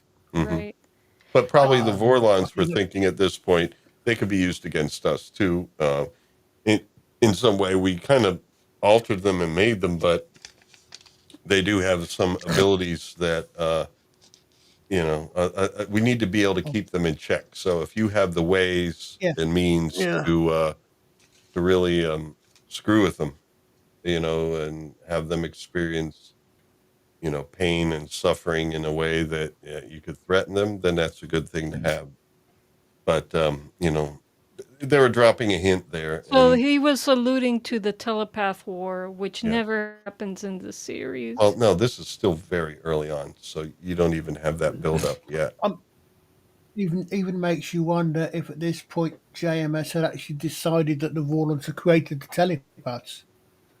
I mean, since there's obviously some bits change. Yeah, maybe not, Um, but she's I don't know. not comfortable nonetheless. But the idea is they are discussing that. Yeah, maybe the Vorlons, want to know what your weaknesses are, and that's probably basically it. Yeah. Get it early on, and then there's a good line at the end where Garibaldi says to like Sinclair said something about Vorlons walk around like gods. It's like, are the strong always going to prey on the weak? Where the Vorlons can walk around like gods, and then Garibaldi says, the Vorlons make God seem like a con man.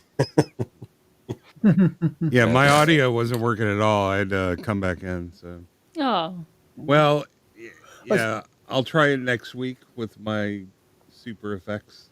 Well, yesterday we did find out that you have some effects that come out the output and some that I guess come out a monitor or something. Yeah, it's very non-specific or vague, if you will. Like, Thinking about it, kind of makes me wonder: did the Vorlons create the non-telepaths, or were the non-telepaths natural? And is that why the Vorlons created human telepaths when the non-telepaths were wiped out? no, the Because Vorlons, the Vorlons created the telepaths, and then the shadows wiped them out. yeah. Oh, I was going to say because obviously the Vorlons wiped out the telepath. I mean, the non-telepaths were wiped out in what 1,000 years ago or more. Yep. And I think, especially if you go through the cycle trilogy, I think it suggested that human telepaths have only been around for a couple of 300 years. So I just made me think. I don't know. So I mean, if it said so elsewhere that they definitely created a non-telepath as well, that's fine. I say just because of that 1,000 year difference, it just made me wonder. Well, But folks, I do want to say I'm going to end the poll. So if you haven't voted yet, please vote for next week's topic. And then I'm going to throw this up You here. are not ready Whoops. for immortality. there we go. Well, I just wanted to test things out because if I can do away with scenes, that might be cool. But yeah, then I'd have to worry about if it appears right. Let's see. Let's try that. No, not me, the video, just to test it out to see if I can do things without scenes in the future. But then it's not showing us at all. How about this? And then me again. What the hell? Do that. There we go. I don't know. We'll see what happens. Yeah, I must admit, I don't know. Even the only one I'm at all familiar with is StreamYards. Yeah. Yeah. If they have Oh, a sale for Black Friday, I might consider it. That's the thing. But right now, I can't do 45 a month. Ooh, that's hefty. Ooh, Yeah. that's StreamYards. expensive That's why I stuff. went on the whole journey to Wave, and then EVMux was because they all of a sudden in a couple weeks gave a couple weeks notice that our rate's now going to be what do you call it 45 a month. Now Ultimately, you could get a discount if you pay for a full year, but at that point I was like, I don't want to get married to anyone's software right now for a year. You are Yeah. not ready for 45 a month. Yeah. no. yes. All All right. roads lead to OBS eventually. So beans. I do that for recording, but for streaming, no, it's just too many factors, and I don't think the guests would appreciate it as much. At least with all its flubs and stuff, at least EVMux is fairly easy to use. Yeah, OBS is the Linux of streaming software.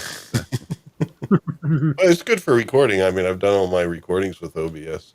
Yeah, But for yeah. streaming, you gotta have to put so many other moving parts together. Oh, Liza does it, but every week there is problems. So well, I mean, it's all about learning it, and it's free. So yeah. Well, anyway, I ended the poll. UFO won. Let it me did. see. Can I Really? see the? Can I see the poll now that I ended it? Come on. Yeah, well, it's coming up on this end. UFO 44%, Sense and Spaceships 30, Blake 713, and Daleks 13. All right. Yeah, numbers for Blake 7 and the Genesis of the Daleks. Yeah. So there, people want some UFO. So let's do this. Let's make the decision now if we can.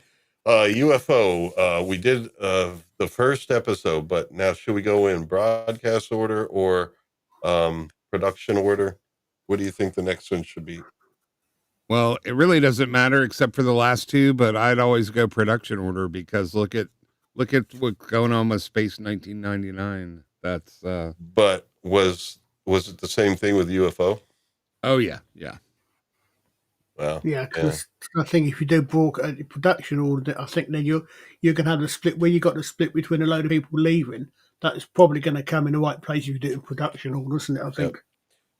And UFO, let's see here, TV series. I'm doing Wikipedia here. Do you think the production order is there? They should have it there. Usually they do, but UFO British TV series. And then I'm scrolling down now to look for. What the heck? That's interesting. First thing comes up with some 2018 show with Gillian Anderson. There you go. No, Yeah. 1970. Good Those grief. are actors, main characters. I guess I could do this on my own unless somebody's quicker and able to kind of give me an idea of, what you think we should do next. Now, 2 is exposed. I can't see if this is production or episodes. I don't know. Well, I think we're going to make that decision off screen because I don't think our audience needs to see me stare at a web page. Yeah, all right. I have the production order. I could, but it's, I think I might have to go through the episode unless we're going to do them all. Are we moving around? I think what we'll do is in order, and we'll only skip if it's something you think that, just really wouldn't be enjoyable to talk about. But from what I'm hearing from you, season 1 of UFO, well, it's the only season, Yeah. it's all strong. Yeah, I think they're all worth touching on. So Okay. hold on one second. I can look that up while you guys do something else here. I mean, really, Babylon 5, they're all worth touching, but there's just so many that, Yeah. I think the quick review like we did tonight was good. Yeah. So, yeah, the production order, what's the second one called? Looking it up now. Hold on. I got to go for my, yeah, so I think number 2 is easy because that's going to be the introduction of the other main character. Yeah. So that would be called Computer Affair. Computer Affair. Yeah. It's not Sounds exposed. like a Kraftwerk song. No, that's exposed as broadcast order. Yeah. No, because I was looking. I'm looking up at the IMDb one. It said exposed is the one with Paul Foster. Well, I'll tell you what. Oh. I'll watch Exposed and I'll watch Computer Affair, and I'll make the call. Yeah, based on which seems to be the most logical in following. Yeah, I first think episode. it. So it's funny. There is there's a couple other orders. Their official Carlton running order, ATV's first run. Exposed does that. I think that is the Foster one, but so he must not be in the others because the production order is definitely Computer Affair. Is there an I Ching order? So in all of the other, like the preferred list, the fan list, everything is Computer Affair except for the broadcast order. So Yeah. I'm looking at. I mean, Paul Foster doesn't appear to be on the cast of Computer Affairs, so that sounds right as if. When you say Paul, I'm thinking Paul from Space 1999. Well, he didn't go over there and mess things up, did he? Because when we were first talking about it, I said it takes a few episodes before he comes on. And then I noticed, wait, that's number 2. I thought it took a little longer. So my memory was saying, yeah, there's like 3 before him. Yeah, let me have a look at something. No. I wonder. Well, I just went to YouTube because I thought, well, let me upload the other emojis. Maybe it's not until the stream ends that I the don't other think you can do memberships that. will be qualified because it's just saying 1 right now. So I can't add the new emoji right now. I'll do it after the stream. Take some time to process everything. Maybe 1 or 2 days even. 1 or 2 days. Yeah. Oh, well. Oh, and they have 2 different broadcast orders depending upon if you were in ITV or the ATV Midlands, which Oh my God. in the Tyne Tees border regions. It seems like England isn't big enough to have multiple broadcast orders, but apparently they are. So Oh, we're good to looking, just let me think. Michael Billington is in 21 episodes. Ed Bishop is in 26. So it looks like there's 5 episodes where Foster doesn't appear. Now, whether that is the first 4 episodes and then he appears in the 5th or whatever, I can't tell from here. Yeah, he enters in episode 5 as exposed, so that makes the count right. Yeah. All right. So it looks like the computer affair is the one that we're going with. The only person who's in the Ed Bishop is obviously in all 26. The next person in 23 episodes is Nina Barry. Dolores Mantes is Lieutenant Barry, not Gabrielle Drake. Gabrielle Drake's only in 10 episodes. Yeah, she's not enough. The other thing, actually, the survival and exposed are flip from the preferred running order, because Paul Foster isn't exposed. He is in survival, but I guess they shot that before they shot exposed. So we probably should flip 4 and 5 there. So all right. How about let's just start with next week. Is that exposed or a computer affair? Computer affair. Okay. There we go. You heard here first, ladies and gentlemen. Yeah, I don't know why they have to do that, but I guess, in the olden days when they were really episodic, nobody really gave 2 cents about what order, because you would catch some rerun syndicate, they would even be broadcast sort of randomly in syndication too. So they just didn't really they didn't give a care, but there are things that you spot, like the subtle character interactions that people grow more comfortable with and stuff. I definitely prefer a production order unless there is an official running order, and the official running order flips exposed and survival, but all the other stuff is pretty much the same. So so those 2 episodes were probably just shot out of order. Okay. But otherwise, and survival's one of my favorite episodes of the show. So yeah, I think that tends, because sometimes it tends to be. I think sometimes you get that shows a shot. I think I've seen suggestion that the best order is to look at the block order if you get access to it, rather than in necessarily completely production order, because if they're shot in blocks, as you say, sometimes things will be shot. They may shoot things in different orders or. Yeah. Well, next week is the computer affair then. And I'm also, for our members, going to make a post in the members tab. You click on the members tab if you're a member now, and you go into basically you can't really post messages, but I can post and you can comment. So that'll be a way to kind of like communicate for the time being. So I'll put a post there for talking to each other. And in the future, as it grows, maybe I'll do a Discord channel. I just don't want to make one and just have like 3 people at this point in time, but I'll make a Discord channel if it looks like we're a growing, thriving community. All righty. Let me put this in. Hold on. Okay, Colin's working out a master plan there. No, I've just looked up this website, which appears to be a lot of an FAQ for UFO.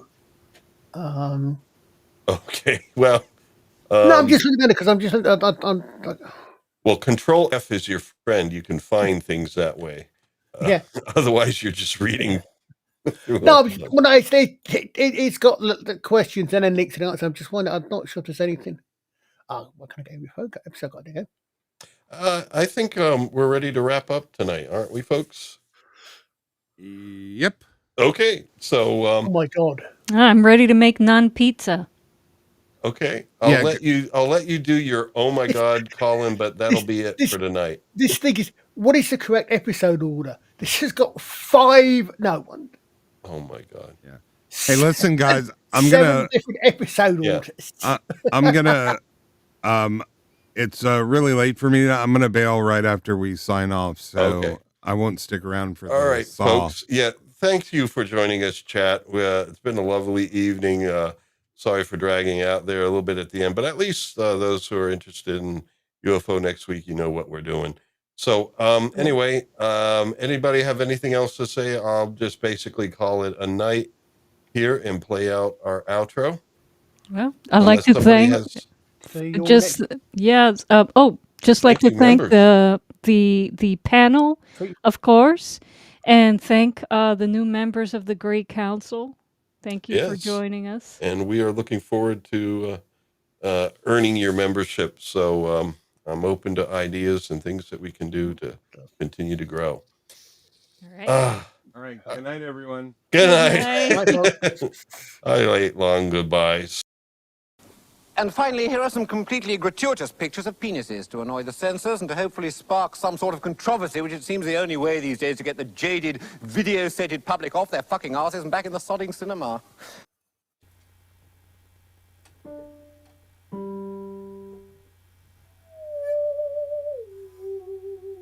Oh no! Oh no!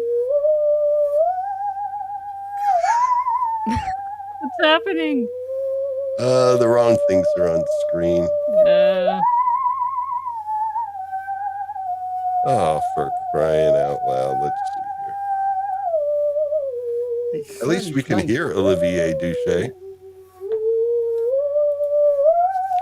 Let's see here. Oh, actually, where is his slide?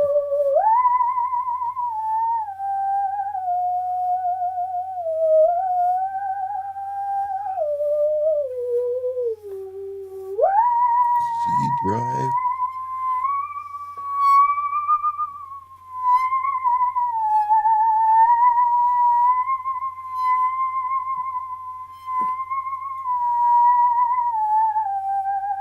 Oh, Scott.